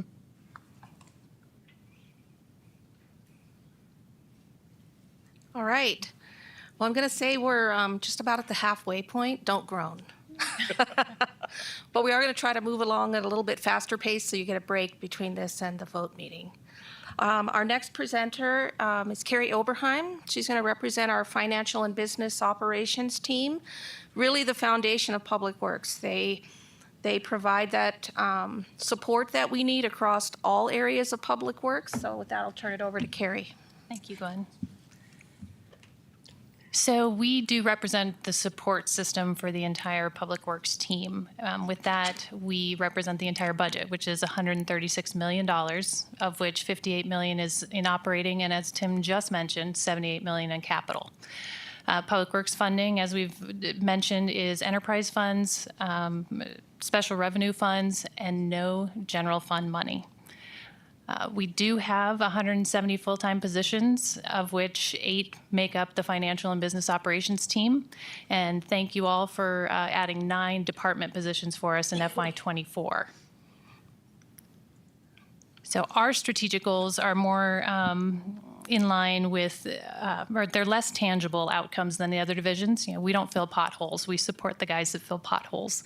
Our focus is supporting the efficiencies of our teams and employee retention, which is really important, as we've all heard over the last couple of years. Training employees is very expensive, so everyone we lose costs us more to replace. So our strategic goals are improving our technical software support, improvement of employee retention, and continuing to educate and train our staff. How we are doing that is auditing and optimizing our asset management software. It used to be called Lucity. It houses every pipe, every segment of road, every trash container, and that's how we track our assets. We also promote cross-training and leadership trainings for all of our supervisory staff. Everybody here makes up about 30 people who have supervisory responsibilities in Public Works. And right now, each of us is participating in a 9-month Leadership Foundations training that we created with the Regional Economic Development Center at Yavapai College. So once a month, we get together and share our experiences, learn leadership techniques, and for 4 hours, we stare at each other. The services and programs provided by my team, we provide superior customer service and administrative support, budget preparation, invoice processing, answering public records, technical software support, and staff reports to council. Mayor Pro Tem. Thank you. I had a question. You touched on improve employee retention, and I know that when Brandon Nunes came before us, maybe 4 or 5 months ago, maybe it was towards the end of last year, actually. Now that I'm thinking about it more clearly, he specifically called out like some of the challenges with retention within, trash pickup, for instance, like the people driving the trucks. And I know that we did do a cost of living increase for kind of across the board for city staff, and we've been kind of moving forward. But I wonder if there aren't kind of creative ways to approach employee retention if there, and I'm sure you're deploying those, and maybe you can take a moment to briefly talk about that. We're doing everything but standing on our head to get everybody's attention.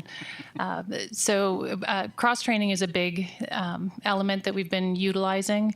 We're trying to empower all levels of staffing, from the entry-level positions all the way up to our leadership team.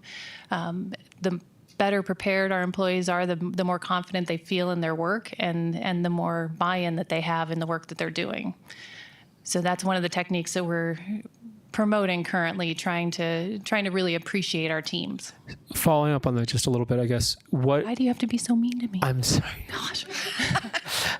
Just a little bit. I'm curious, what additional can we as elected officials do to support you in that mission?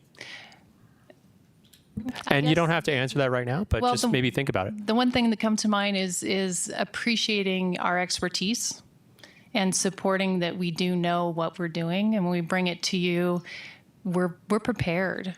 We've looked at it from all angles, and we've put our heart and soul in it to bring you guys something that you can support. I appreciate that feedback. Thank you. So the financial and business operations team is funded equally by the water, wastewater, solid waste, and streets funds. Majority of what we do is administrative support. So 170 employees require a lot of support. We also prepare the budget for our operations side as well as capital, and do a lot of records management. Like I said, our accomplishments are less tangible than how many potholes have been filled around the city, but we do oversee 22 operating budgets. We track over 130 current and future CIP projects. We manage the WIFA loans on 2 of those CIP projects. We have been awarded almost $3.1 million in grant funding this year, and we are currently applying for additional grants. We facilitate over 200 contracts. So we facilitate the proper procurement and execution of those contracts through contract allowances, contract extensions, and their insurance. With those contracts, we process over 2,100 invoices and pay applications annually. We complete on average 250 public records requests, and 88% of those are completed within the clerk's guidelines of 10 days. They're really good at that. I'd just like to point out. Thank you, Sarah. When Carrie says they're providing support to staff, it's not just public works staff. Her people are incredibly helpful for me when we're responding to records requests. So thank you. Thank you, Sarah. And we average 650 calls monthly. That is, of course, if it doesn't snow. If it snows, we can get an average of over 1,000 calls per week, and our high was 4,500 2 years ago in a 4-day period. We also put together this presentation and 30 others for commissions and council presentations. We support 3 boards and commissions and department-wide administrative support. And with that, I feel like I'm done. Like I said, the foundation of the department right here.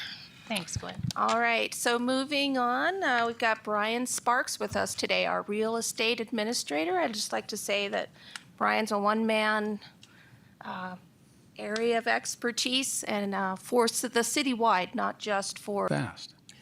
He doesn't get a budget because he spends everyone else's money, just so you know. So I don't get a budget. I don't have a staff to oversee, but like Gwen said, I do work all the way throughout the city. I work for Katie's office, and I work with Joseph's office. I work with Parks and Rec. I work with the airport. Some of my strategic goals that I have established for the department is to centralize some of our real estate activities. That's in easements, right-of-way encroachments, land sales, land acquisitions, city leases.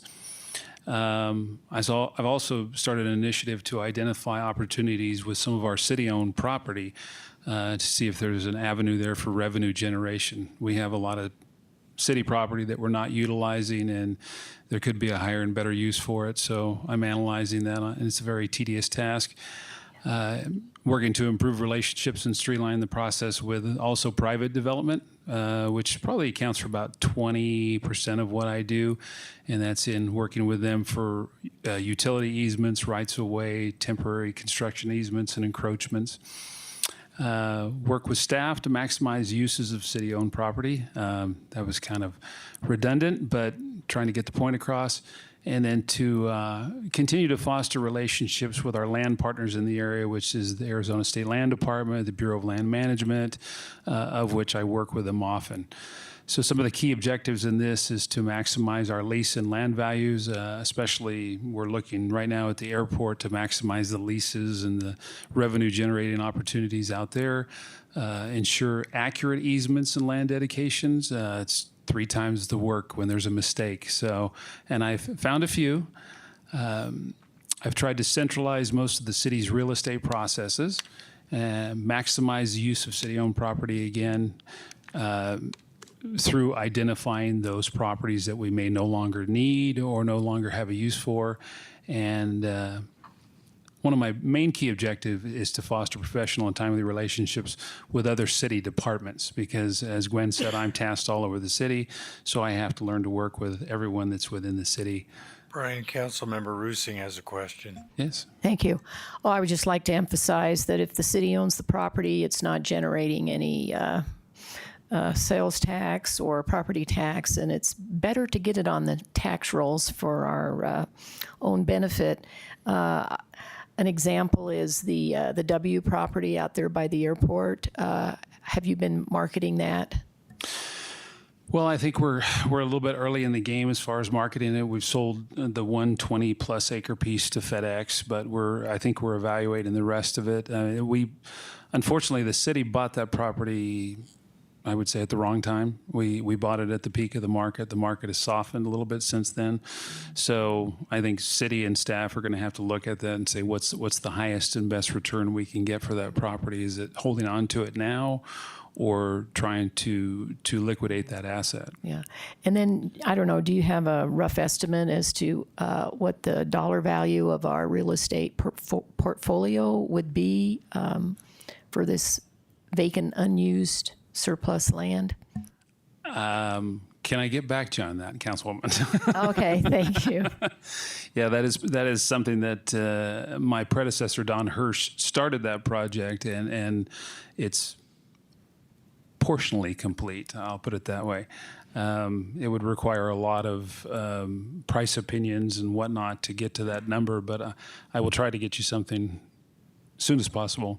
Okay, because I think that would be a wonderful goal, because I've heard for years and years and years about how we have this kind of a hodgepodge of property that we've acquired, and it just kind of sits there, and it's something that I think it's time to look at and put it to higher and better use. Thank you. I agree.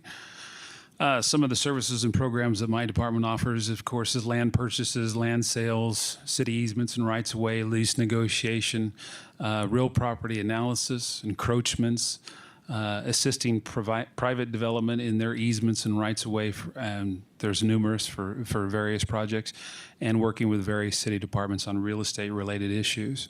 And that could be something as simple as a question from one of the departments on how something needs to happen. Some of the recent accomplishments, a lot of you were there last week. We acquired Glassford Hill. That's been a labor of love of mine for a couple of years. I actually worked for State Land Department and was the administrator on that file. The new City Hall building, current land leases I'm working on is the final 1 1/8 mile of the Peavine Trail and some completion on the Circle Trail. Excuse me. Easements and rights of way for capital projects and private projects. I've worked very hard to consolidate all of our city leases under my office. When I came in months ago, to give you an example, there's 49 leases just with Arizona State Trust land, and they were all over the city, and I've consolidated them down to my department so that one person can be accountable for those. It's a good idea. And also working, Councilman Moore. Thank you, Mayor. I just have a question. You talked about the Peavine Trail.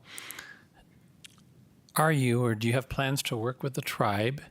And is it possible that we could connect the Peavine Trail through the tribe into the city, coming out near Yavapai College, like the baseball field or the VA, where it used to run, where the railroad track ran originally, so that we would have connectivity from the city and the city trails out to the Peavine Trail? I think that would be a wonderful addition if we could work with our tribe and see if we couldn't have an IGA or something where we could access the existing Peavine Trail that goes through the tribe property and connects to the city.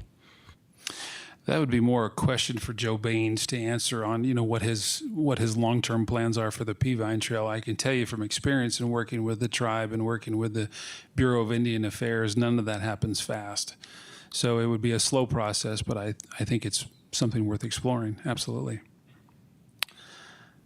And lastly, on my list here is airport property acquisition and sales. We talked about the W parcel. We have the Chino Valley Irrigation District property in escrow. And one of the things I didn't mention on here, because it was a little early when we were typing this up, but the sale of the old City Hall. I'm administering the escrow through Yavapai Title, and I wanted to let council know we did get our first $100,000 non-refundable deposit this morning from our buyer. So. And with that, I'll take any questions. All right. Councilmember Rusing. Thank you. Brian, I have a question about cell tower leases. Do we have some pending leases coming up, any applications? Because it's been somewhat controversial in the past because the city, according to city zoning, you can be in a single family zoned lot, but still put a cell tower on it. You just need to get a special use permit or a 1 million gallon water tank. Also, do we have anything approaching any applications for cell towers in the city limits? Cell towers are kind of an unusual product of the market because you don't hear directly from the cell phone companies. You hear from their consultants. I probably get approached once or twice a month from various operators out there that are interested in putting in cell towers. I have one right now that I'm actually taking somewhat seriously. It's for our water facility up behind Walmart off the 69. There's a current comm tower right next to the water tank that AT&T would like to use, and they'd have to increase the height about 20 feet, but it really wouldn't change the footprint or anything. So I'm looking at one. I got approached for one the other day by T-Mobile to possibly put a site on Rosser at our senior center. But knowing how much opposition we had there just to a park, I can't imagine what opposition we would have to a cell tower. So yeah, cell towers are one of those things that everybody wants their cell phone to work, but nobody wants a tower in their neighborhood. Yeah. Okay. Thank you very much. You're welcome. Councilwoman Cantelmi. Thank you, Mayor. Hey, Brian, I've been enjoying getting the monthly reports out of the city manager's office. Will you be participating in that? And I think it's, pertinent for us to know some of these negotiations, not the details, obviously, but some of the events that are happening in the city. I have been participating in that for the last few months, and I just try to put the highlights in there. But if there's anything in particular, feel free to email me if you'd like to see something in particular in there. Yeah, there's a lot of what I do is very mundane. Like I say, easements and right-of-ways, those are pretty boring. So I try to show you guys more of the fun stuff when I do the manager report. Yeah, I don't think I'm that concerned about all the little details, but it's nice to know for us that things are being addressed. Certainly. Yeah, thank you. You're welcome. All right, so we're going to move over to what I call the essential services side of Public Works. So essential services, solid waste, trash pickup, right? Water, wastewater, and streets. So with me is Janet Ramsey, Deputy Public Works Director of Operations, and I think you're going to give us the overview for transfer station today, right? Solid waste? Solid waste, yes, in general. Brady Higgs, the solid waste superintendent, couldn't be here with me this afternoon, but he's definitely with us in spirit. He's great if you've ever had a chance to work with him, and so Could you I'll try please to- speak up a little bit? Yes, ma'am. Thank I'll you. try to do justice to Brady and the department. So, as a rule, operations is comprised of the most prominent customer services that the city offers on a daily basis. The solid waste trucks come by your house every week. On a road that's likely serviced by our street maintenance team, and you most assuredly turned on the water or flushed the toilet. And if any of those things didn't work, you're calling Public Works, right? So I'll try to hit the highlights of the operations today. And then I also have with me the subject matter experts if you have any questions. So with that, I'll get started. The budget for the Solid Waste Division is just under $18 million, and it is funded exclusively by the Solid Waste Enterprise Fund.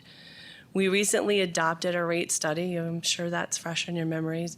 That was to recover for the costs because we do have to serve as an enterprise fund. So that was to recover for the increasing costs that we're experiencing. We did initiate the purchase of 4 new trucks, as you've heard a lot over and over again today. We haven't received all of those trucks because the timeline for getting things, all things, materials, equipment, and especially trucks and vehicles, is a very long wait time. And so, in fact, we recently asked you to allow us to accelerate a purchase because of that situation. Am I still quiet? Yeah. People are usually telling me to shut up, so I'm. All right. We also got 6 new drivers approved in this fiscal year. They're to be apportioned, and we've hired a couple of them, and we are working on hiring them. Again, we're faced with all of those challenges of the CDL drivers. And one of the big things that we've been noticing is trucking cost increases. So if you look at our pie chart on the right over there, this pie chart indicates a lot of the services, and most of the public works services, personnel is the biggest part of our costs, or at least close to it. In the solid waste division, that's a little bit different because we have so much of our service that's contractual. The things that come into the transfer station must go out, and those are trucking contracts. And we are experiencing a great deal of increases in those contracts. They have expenses, we have expenses, we all understand that. The solid waste team comprises of 31 and a half employees. That half employee is actually an admin who's shared between streets and solid waste.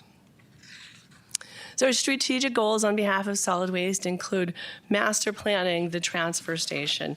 One of the things that we are working on for the site is surrounding a multitude of stages, and that's the centralization of the wastewater treatment facility to the airport water reclamation facility. And as they move out, street maintenance is squeezing in over there. And as street maintenance moves out of the way of solid waste, then the solid waste division will have the opportunity to better use that facility and those sites. And Councilman Moore, we've heard you. We definitely want to do our best to be good stewards of the community and to appreciate that, to appreciate the Peavine Trail and the natural amenities there.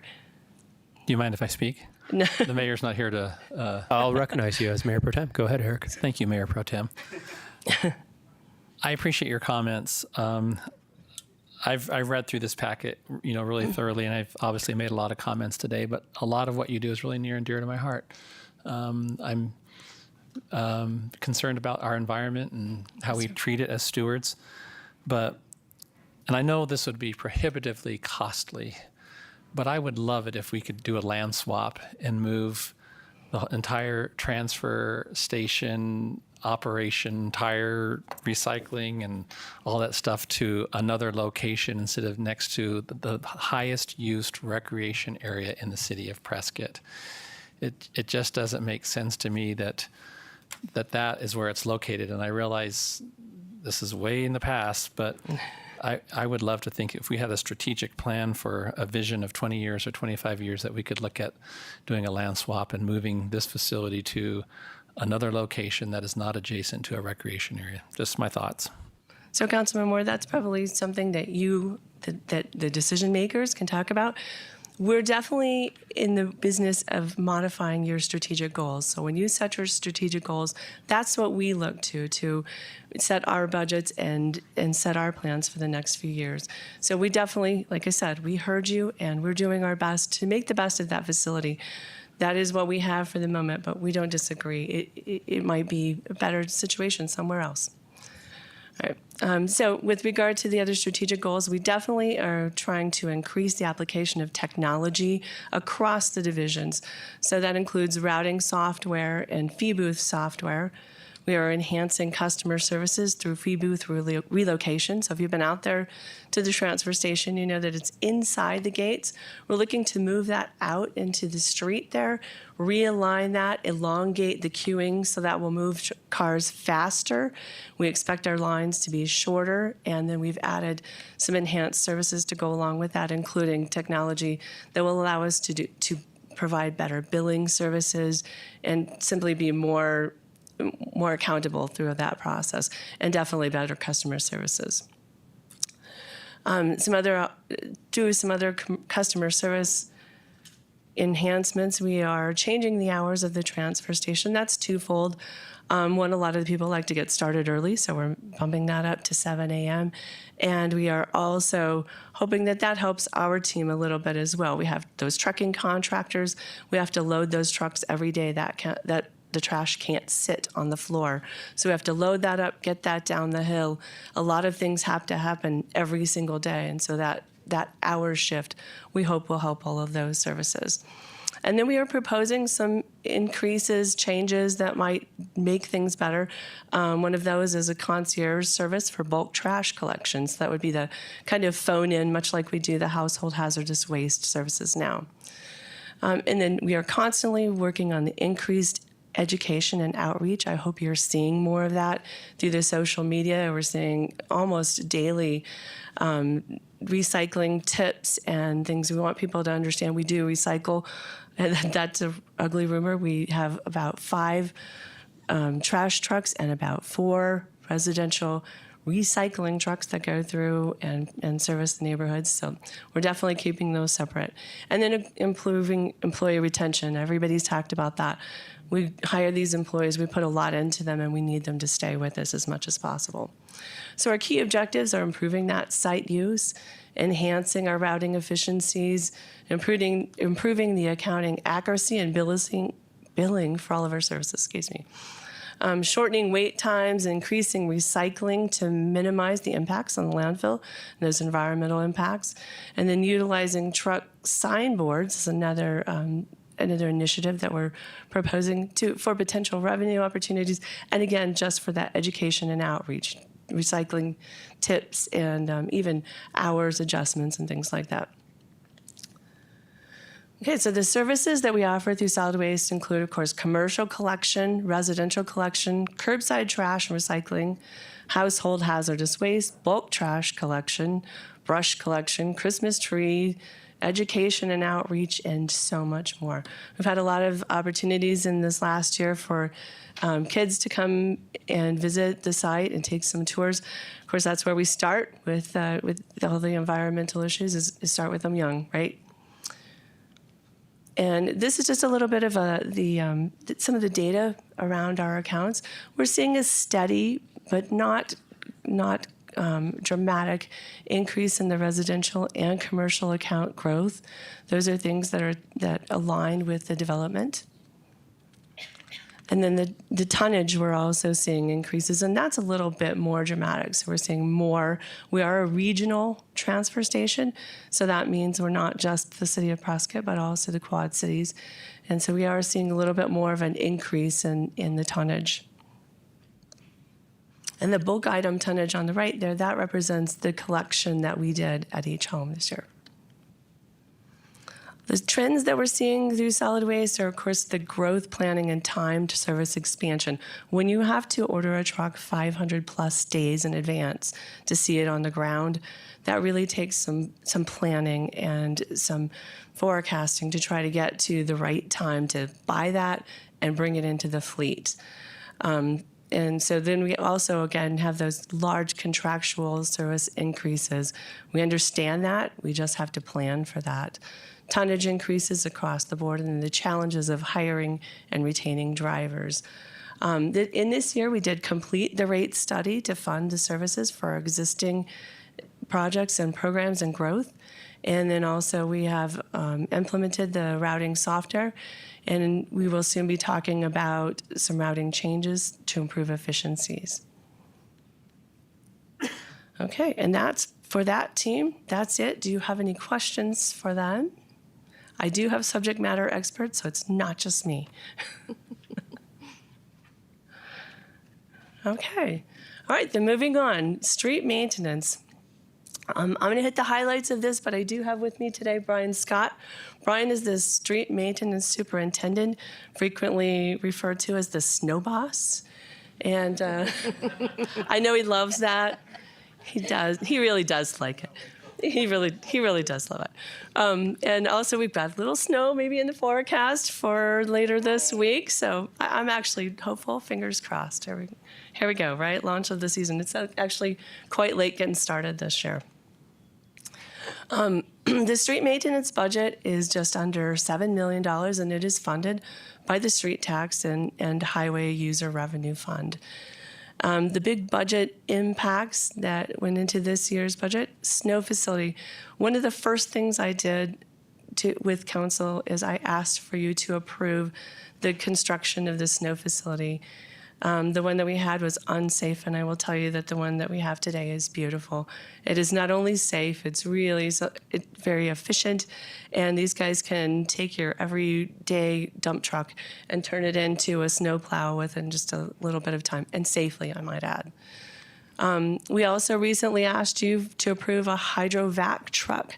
That was for this operation to specifically outfit a truck to serve those drainage maintenance needs and to comply with our MS4, that's our Clean Water Act requirements. So the things that Matt does, that Matt identifies that need to be done, street maintenance does those. And we have about 25 and a half employees. That's that other half of an admin there. Our strategic goals for street maintenance include increasing the application of technology, again, across the board, to ensure safe, clean, well-maintained roads, drainage system, and rights-of-way, to comply with all of the stormwater regulations and implement software for snowplow operations. That's something that we were just talking about today. So that is imminent in this year. We hope to put that to use and be able to map on tablets where they're plowing and know even better what's been accomplished. Some key objectives include the pavement management program update. So that's a bit of a collaboration between the street maintenance group and the capital group. And we have an increased level of service for street sweeping due to a new street sweeper. I hope you may have noticed that. We've increased it by about 25% because we now have 4 where we once had 3. The pavement condition assessment is imminent. We have just received applications from contractors, and again, ensure safe and proactive snow and storm response. Brian's all over that. The services of the street maintenance team include asphalt and concrete maintenance repair, pothole and utility cuts and repairs, regular route sweeping, the pavement management program are part of that, the snow and ice preparations and response, and then drainage maintenance and right-of-way management. With regard to the street maintenance, the pie chart, I want to point out a couple things here. One, again, you're usually seeing personnel. Well, this is a lot of personnel on the street maintenance side, but I want you to look at the chunk of snow. That's about 24% of their work hours go into responding to snow. Janet, Yes, sir. Councilman Moore has a question. Yes, sir. Sorry, Janet. Thank you, Mayor. You're okay. On the previous slide, there's a statement about right-of-way management, and it has weed abatement. Yes, sir. And just as a member of the community, not just as a city councilman, I would like to just say that I think it's important that we try to be the model of not using herbicides and in our environment. I think that's a bad model for us as a city to set for citizens, that we're spraying pesticides or herbicides that are going to end up in our streams and waterways. So I just want to make that comment on weed abatement. Brian, do you want to address the primary way that they address the weeds? So thank you, Councilman Moore, for your question. Brian Scott, Street Maintenance Superintendent. What I can tell you about our use of weed abatement chemicals is we make it a practice to use the very lowest caution level of chemical that is the least impactful on not only our people but the environment. So we don't use chemicals that come with a warning label of danger or hazardous. Those are the 2 highest. The lowest is caution. So that we do that purposefully, and we use a total of 2 different chemicals, and that's it. So we do our very best in that. The other thing I might add to that is mechanical means of weed abatement comes at a very high cost in labor and resources, right? We do a lot of that. I think in our last city manager report, we showed that we weed-eated, our guys out manually weed-eating over 5 acres in less than a 4-week period. So but that comes at a high cost, right? We limit where we use those chemicals to contained areas for the most part, in the medians and things like that, we practice every single thing we can do to keep that at the lowest level possible. Thank you. Does that answer your question? You're welcome. Okay. So again, snow being about 24%. The thing I wanted to point out about this, and this came last year when we had one of those heavy snow years, is the same crew that does the snow also does the pothole patching or repairing. So I got to get them out of the plow and back into the truck to do those potholes and repairs. But again, you're talking about a very small crew of about 31 people who are doing all of the work throughout the city to accomplish these tasks.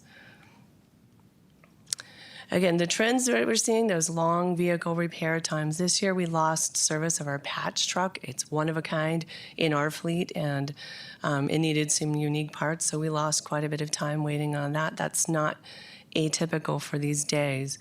That did impact our levels of service to some degree. We do monitor those very carefully. We're always trying to do things as effectively and as efficiently as possible, but service levels can be affected by these things. And then, of course, the unpredictable weather patterns. Brian does his best to forecast, but Nino, what is it? No, we don't know. We'll just wait and see. Staff retention, turnover, again, and market competition for CDL drivers is a big deal.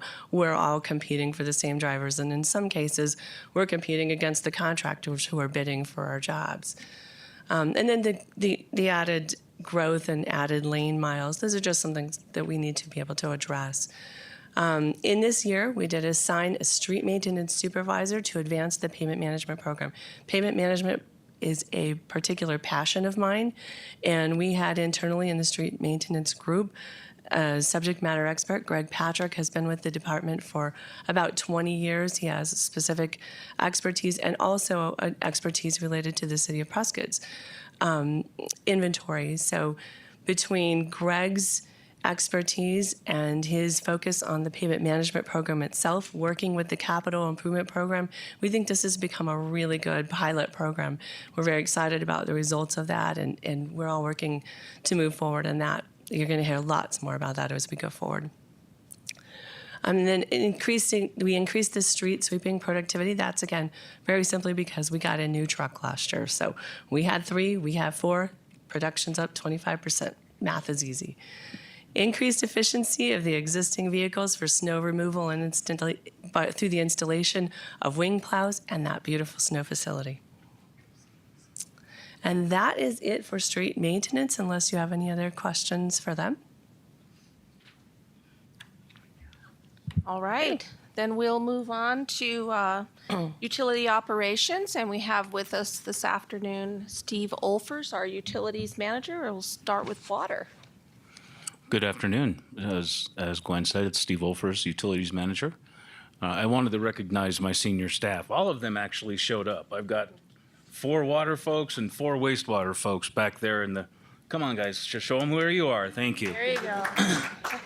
These are the folks who make this happen. I'm just to get to sit up here and talk to you all. So let's talk a little bit about what our water operations program is. This is a combination of both our production and our distribution groups. The combined budget for those groups is $6.67 million and is directly funded through the water fund. Most of, as you can see in the pie chart, most of our expenses are related to other services and charges, specifically $1.7 million in electricity. It costs a lot of money to move water 15 miles and 1,000 feet uphill. And so we've really, that's where one of our biggest expenditures is just electricity. We've been fortunate, and I thank you again for approving our hydro excavation truck. We put that on order, and what that's going to do is assist us in being more efficient and safe in our excavation processes. Using this vehicle will allow us to keep our folks out of the excavation and lead to a much more safe environment for them. In FY24, I believe we've already talked a little bit about this, but we have our rate study underway, and we'll be coming to you in short order asking for Steve, permission. Councilman Moore has a question. Yes, sir. Thank you. Steve, just a quick question. I was wondering if the water operations full-time positions number is correct, because I divided the 42.5 into your personnel budget, and it says that the average salary is 27,000, and that just doesn't seem right.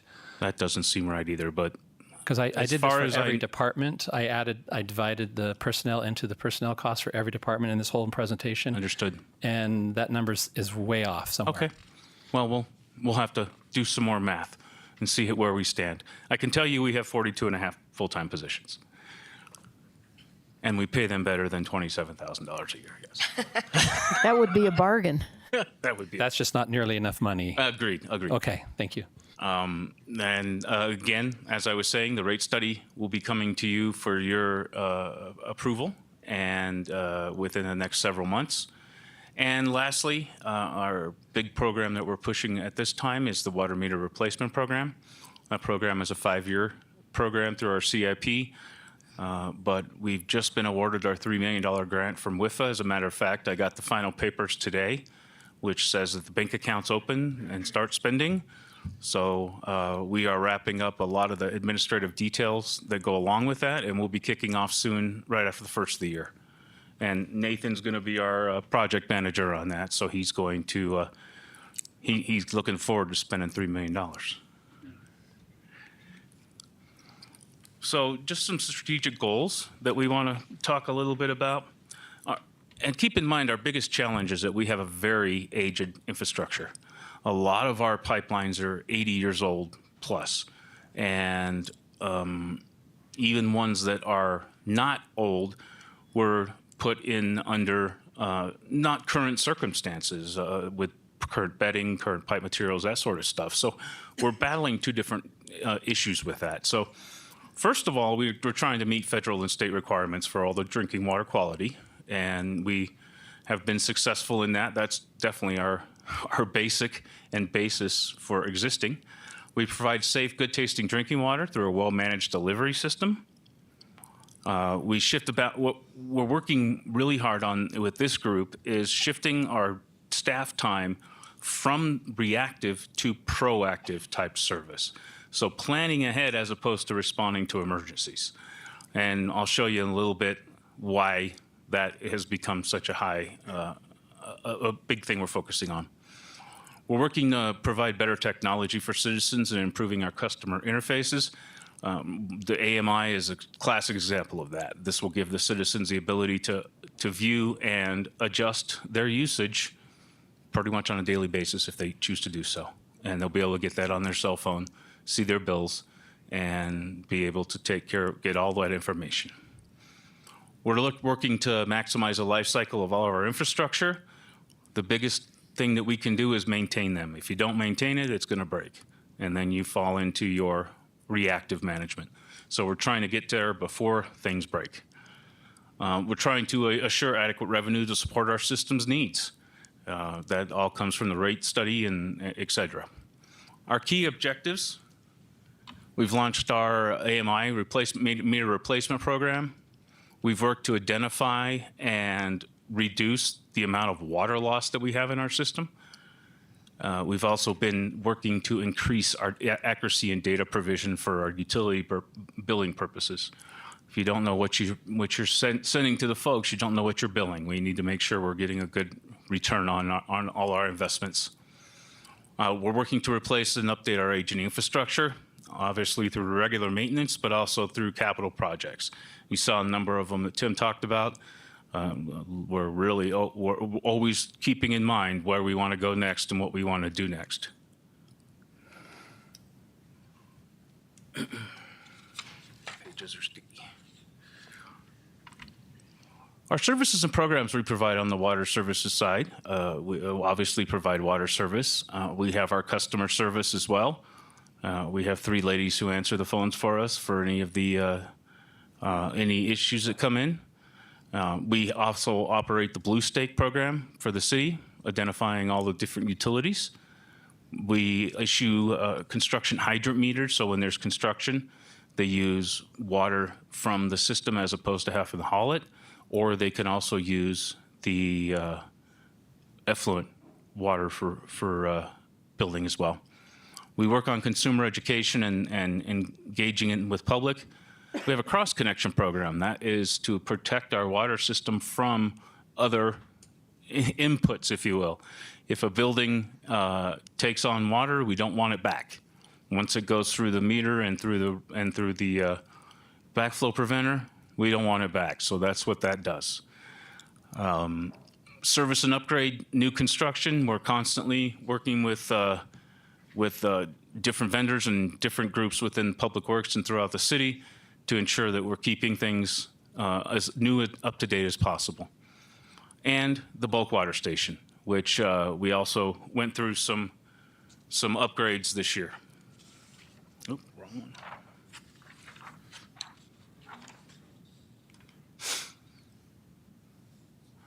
So when I speak of proactive versus reactive, this is what our staff time looks like now. We're about 68% reactive, which means that we're running out with our hair on fire trying to put something out. Most of the time, it's very public. Water main breaks, usually that's how they come in. They call in and one of our customer service representatives will answer, and then we're all running around trying to figure out how to fix it. So we're really working towards a way of finding technologies and to assist us in figuring out what's going to break next. So we need to schedule all of our maintenance, and we're working towards that. All these different things need to be maintained at some level, and we're constantly chasing and running to get these things taken care of. Because we're spending most of our time on reactive, mainline service repairs, trying to replace faulty meters and endpoints.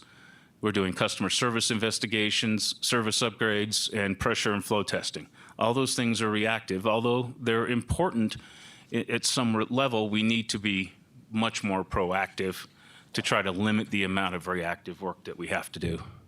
Reactive work is expensive. A lot of it happens at 3:30 on a 4th of July holiday.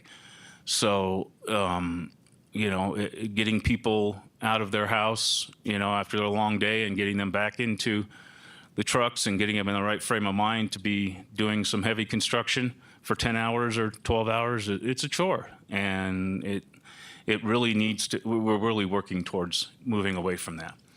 Here's just another graphic example. AMI is going to be a proactive system. It's going to work to allow us to know when things are happening in the system so we don't end up with 6th Street with a great big hole in the middle of the road. These are things we're trying to avoid, obviously. So within our water system, we have approximately 550 miles of water pipe. And as you can see, that has increased since 1990. Nope, I'll find the right one. Sorry. As have our service connections. We're moving upward, obviously, as the amount of growth increases. Those numbers are also from starting at 1990 on the left-hand side, ending current in 2023. The meter and encoder, these are the residential meters and the endpoints that will be changed out during our AMI meter program. As you can see, the number of changeouts that we've had to do has increased by 68% over the last 3 years. So that was our low-hanging fruit, if you will. If we can get these things changed out, that makes a huge difference in the amount of activity that we can do proactive as opposed to responding to these. And in the same manner, work orders have also increased. One thing to note from this is that since 1990, we've added only 2 positions to this group. So we're at a point now where we're doing much more with less. And so just something for us to think about in the future is giving us the ability to have a couple more positions to make the transition a little bit easier. But that's later discussion. That's preview. And Gwen's looking at me. I can see her looking at me out of the corner of my eye. All right. And lastly, trends for the water operations. We are currently increasing our number of service orders and customer service calls due to the aging infrastructure. We've talked a lot about that. Increasing demand for new services as we grow. Our system continues to get more and more complex, We have I would call a Frankenstein system. Developers build their stuff, and then they hook it up to us, and then it becomes ours. We're working very hard with Randy and our engineering services to ensure that things are consistent from developer to developer. But that's now. We have a lot of history that we've had different systems come in that make it a little bit more challenging for us to operate. And lastly, of course, emerging contaminants. PFAS is the latest. Arsenic before that, as was mentioned earlier, phthalates is on the docket next. And you never know what EPA is going to come up with. So we always have to be at the ready for that. Accomplishments for water operations, the $3 million grant was from WIFA with the help of Carrie's staff, and Nicole Metro did a lot of the work on that. Our bulk water station upgrades, not only did we upgrade the technology so you don't have to carry around a pocket full of quarters anymore, it's all online with just a couple buttons, and you get as much water as you want. Also, we've adjusted rates on that to be more fair, if you will. We've identified and reducing water loss and still staying in compliance with all the ADEQ's maximum contaminant levels, including PFAS. We are in compliance with as long as it comes out when it's proposed, we will be in perfect compliance. Now, there's some other things that we have to think about if we're going to talk about using other sources. We're going to have to talk about treatment and whatnot, but right now we are in perfect compliance. Any questions about water? Steve, you mentioned 550 miles of water lines. Do you know how many miles of PVC water lines that we have? I do not. That's something we can certainly look up. I'll look over at the folks over there. Well, David's already looking it up. I can see. I think that's an issue that we take a little pride in eliminating the use of PVC and replacing it with ductile iron pipe only. Yes, sir.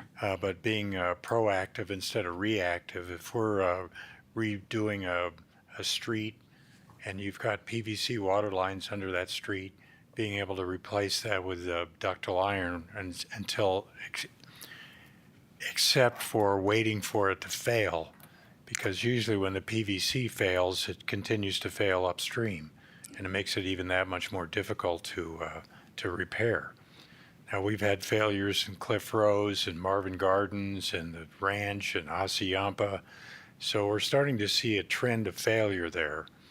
I think having some type of a proactive plan put together so you have an idea of what the total liability is in those lines, and then being able to have some proactive plan to maybe replace them before they fail rather than just reacting after they do. Yes, Mr. Mayor, yes, thank you. So Mayor, we do, as part of our water and wastewater master planning, we perform what's called an age and condition assessment of all the pipelines in the city. And we do rank them, if you will, for replacement. However, there are a lot of capital needs in the water and the wastewater operation systems. I would say that we don't typically recommend replacement prior to failure. Typically what we see is a trend of repeated maintenance that's needed because of small leaks or leaks that are escalating or becoming more frequent in a particular area. And then we will program that particular area into what we call our mains replacement program, which is part of our capital program. So we don't necessarily say, well, this is a particular kind of pipe, so we need to replace it. We need to get the most useful life out of every piece of infrastructure that we have before we replace it, because there's simply not enough funding to be quite that proactive. I don't know that your ratepayers would appreciate that. And so we try to extend the useful life as long as we can while identifying these problematic areas through the age and condition assessment and then programming them in. So I would tell you that that's how we historically have done it. And as part of our pavement program and redoing of our roads, we know what utilities are within those boundaries, and we work Correct. to correct those as well during those projects. Yeah, and that's usually what happens. You get a failure in the road surface, and then you get water going underneath the road, washing out the shading around the PVC, and then you get another heavy truck in there, and it fractures, and then you got a big costly problem. And this is what I spoke of earlier is our clash. We have our older infrastructure, and then we have this other infrastructure that's failing as well. And so we do have a big challenge associated with those things. Thank you, Steve. Thank you. All right, I guess I'm the caboose, so this is the wastewater operations section, which of course is always where everything ends up. Wastewater's all here too, guys. There's all the wastewater staff. Will came out from the plant to witness this extravaganza. So let's talk a little bit about wastewater. Wastewater operations is the combination of the collections group and the wastewater treatment operations group. We operate 2 wastewater treatment plants, approximately 400 miles of sewer pipe, 66 lift stations throughout the area. We only take care of all the sewage here in the Prescott area, so and not all of the area is covered by sewer. This is funded at about $3.7 million a year through the wastewater fund, and this one's a little bit more balanced personnel and other services. We have a number of different maintenance programs that we work with this group and trying to stay ahead so we don't get sewer in places it's not supposed to be. In FY24, we added 1 new FTE, and that is our maintenance specialist out at the airport reclamation plant.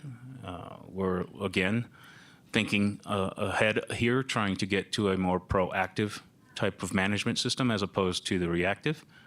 Again, also, our rate study's undergoing, and we've been saving a tremendous amount of money, and we'll talk a little bit about this, with trenchless technologies. This means that we are able to upgrade the system without actually digging big old holes and tearing up streets.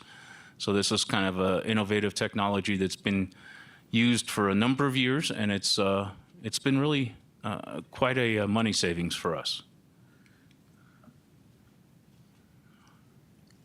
So first of all, our first strategic goal, of course, is always to meet all state and federal regulations. Right now, our biggest focus is the completion of the centralization. This centralization will move all the treatment of the wastewater out to the airport reclamation facility and take Sundog out of commission. That will allow us to expand in the area that we have at the wastewater plant at the airport. We will be also, comes into a number of different things. We'll be working towards replacing and upgrading the infrastructure down 89A, or 89, I get confused still, and through the Dells and increasing the capacity of those pipelines, as well as work out at the airport facility. We apply best management practice through coordinated lake management. We work with different groups within to make sure that we're managing these properties properly. We actually operate the dams and the valves for those. So we do a lot of the maintenance associated with that. Our key objectives: reduce sanitary sewer overflows. This is always an objective. We are well under the ADQ limit, but your goal always should be 0. We always want to keep the sewer where it belongs. So we're looking at how we can work through that. We've been working through identifying and reducing the inflow and infiltration. So inflow through the manhole covers and infiltration through holes in the pipes or manholes. We have a study in effect at this point to try to assist us in trying to identify where our inflow and infiltration problems are. And once we get some rain, we'll have some good, hopefully wet weather data. We've had a lot of dry weather data this year. So we're waiting to get some rain to have that come to fruition. We're working as well to replace and update infrastructure. Our big focus with this group is to try to reduce the complexity. We have a lot of pumps that move a lot of sewage in a lot of different directions, and we're trying to take advantage of gravity when we can. And so we're working really hard on that. And along that lines as well, we're working on our scheduled maintenance and our CIP projects to increase our life cycle management. We're working on expanding our airport reclamation facility. This year, we'll be working towards the design of the solids facilities, which will be modernized and made much more efficient. And lastly, we're trying to maximize our amount of surface water we recharge. We've been very fortunate over the last couple of years. We'll see how we do this year. So our services and programs, the trenchless technologies is depicted in the picture on the far bottom right.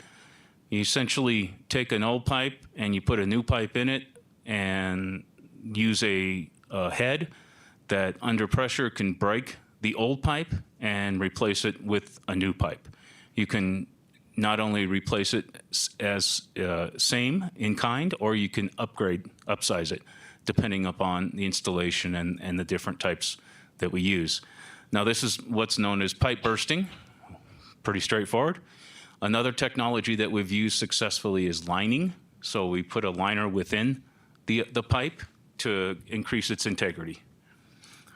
We're also working on our root control. We spend about $120,000 a year on root control throughout the system. Roots just exacerbate any type of issue that we have within the system. We're working obviously on increasing how much effluent we can deliver and reuse. We use our CCTV camera. I think everybody's had an opportunity to kind of see that truck. That's kind of a neat little machine that we have to allow us to see inside the sewer pipes. We have our structure cleaning program, as well as our dam and reservoir management. Another important program that always gets buried is the industrial pretreatment program. This is required by EPA that tells us we have to go out there to all those industrial users and make sure they're not putting too much nasty stuff in our sewer. Because in the end, we as a municipality are responsible for what comes out of that wastewater treatment plant. And if we can keep the bad stuff from getting in, then we don't have to treat it. And so we work with our industrial partners to ensure that they are staying within the rules of that. And lastly, our main repair and replacement program. A couple things just for note, the top left picture is an aeration basin at the wastewater treatment plant with no water in it. So you can see the little diffusers on the bottom. That keeps the solids from falling out during the aeration process. And on the right top is our brand new easement machine, which you gave us permission to purchase with this year's funds. This will allow us to get into some of those areas and alleyways that we can't get trucks to. So this allows us to get in. You can see it's tracked, it's all terrain, so it allows us to get into some of those hard to reach places, which unfortunately is where a lot of our problems are, in hard to reach places. So we hope that this will assist us in that. So our proactive versus reactive, and this is like, as I said, the proactive work is much better in this area, but we can always do better. Our goal should be 80% proactive and 20% reactive. So we have a little bit of work to do.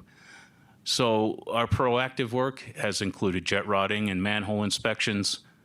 We're building a program for manhole inspections because they often get left behind as well.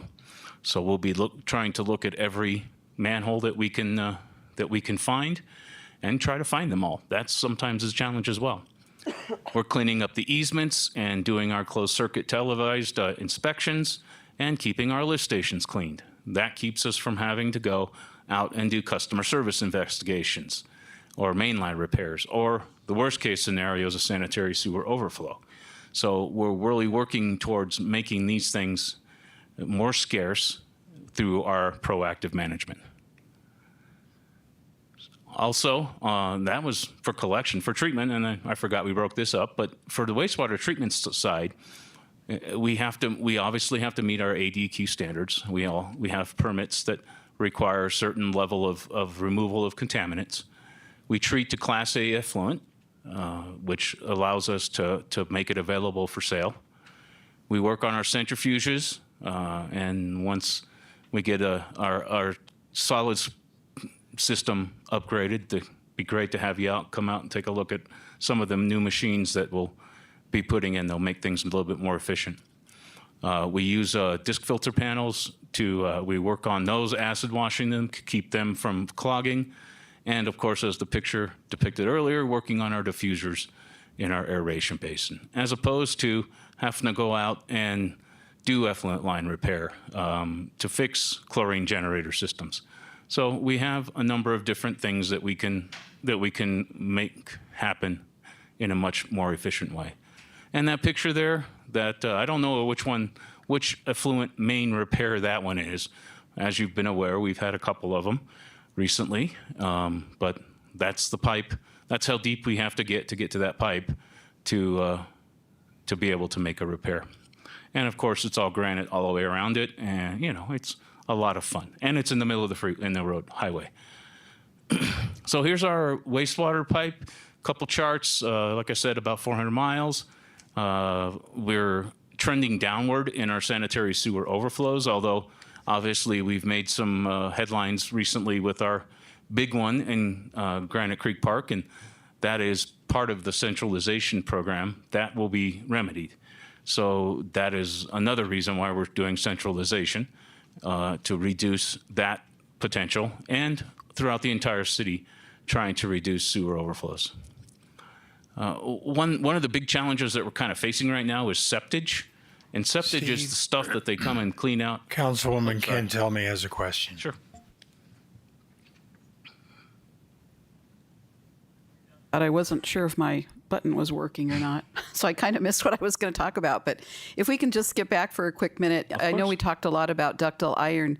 Have you guys looked into it's kind of a newer product, the HD, the high density polyethylene, that I read some engineering specs on that a while back, that it's actually exceeded some of the ductile iron. Have you ever looked into that product at all? We do have that product in our general engineering standards. So it is something that has been looked at. I'd have to defer. For sewer, but not for water, Councilperson can tell me. Yes, exactly. But we do allow it. We do allow the use of HDPE for drainage and sewer infrastructure, just not water infrastructure. Yeah, well, a lot of it's been being used for potable water, and I was just curious if you have. I know when I was still building, we switched from copper piping years ago to PEX, and PEX is, I believe, in the family of this high density, and I think it's a quarter of, at least almost 40 to 50% less expensive than the ductile iron. I was just wondering if you'd researched that at all. No, ma'am. Okay. It might be worth looking at. We like I said, I looked at the engineering. It had exceeded the ductile iron, especially in the joints. But anyway, just a thought. Thank you. Just to make mention, the last bullet point on the right-hand side, the 2.5 mile sewer bypass was the high density polyethylene pipeline. That big black pipe, that's what that was. So just to give you some reference. I lost my place. Oh, let me go. Oh, there we go. That's the one I wanted. Our septage intake. This is important because it shows how many different people are on sewerage. All the sewage that comes from those different septic tank probably comes to us because we're one of the only regional groups who accepts septage. Now, what's a problem with this stuff is that it's so concentrated that it causes our problems within our wastewater treatment plant. And so we're working very hard to try to mitigate the effects of this. But I think it's important to point out this growth, that how far we've come. We're up over 2 million gallons a year in septage, and those trucks are lining up, coming every day. So it just something that will be looked at in the future. And lastly, a chart on how much water we've been able to recharge through our surface water recharge program. Last 2 years, obviously, we've hit the mark right at the maximum, which I believe is 3,871 acre feet.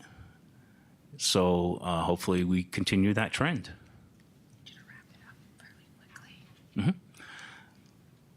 So our trends, we have a reduction in our sanitary sewer overflows. We've had an increase in our septage, and the increase in the number of sanitary sewer service installations.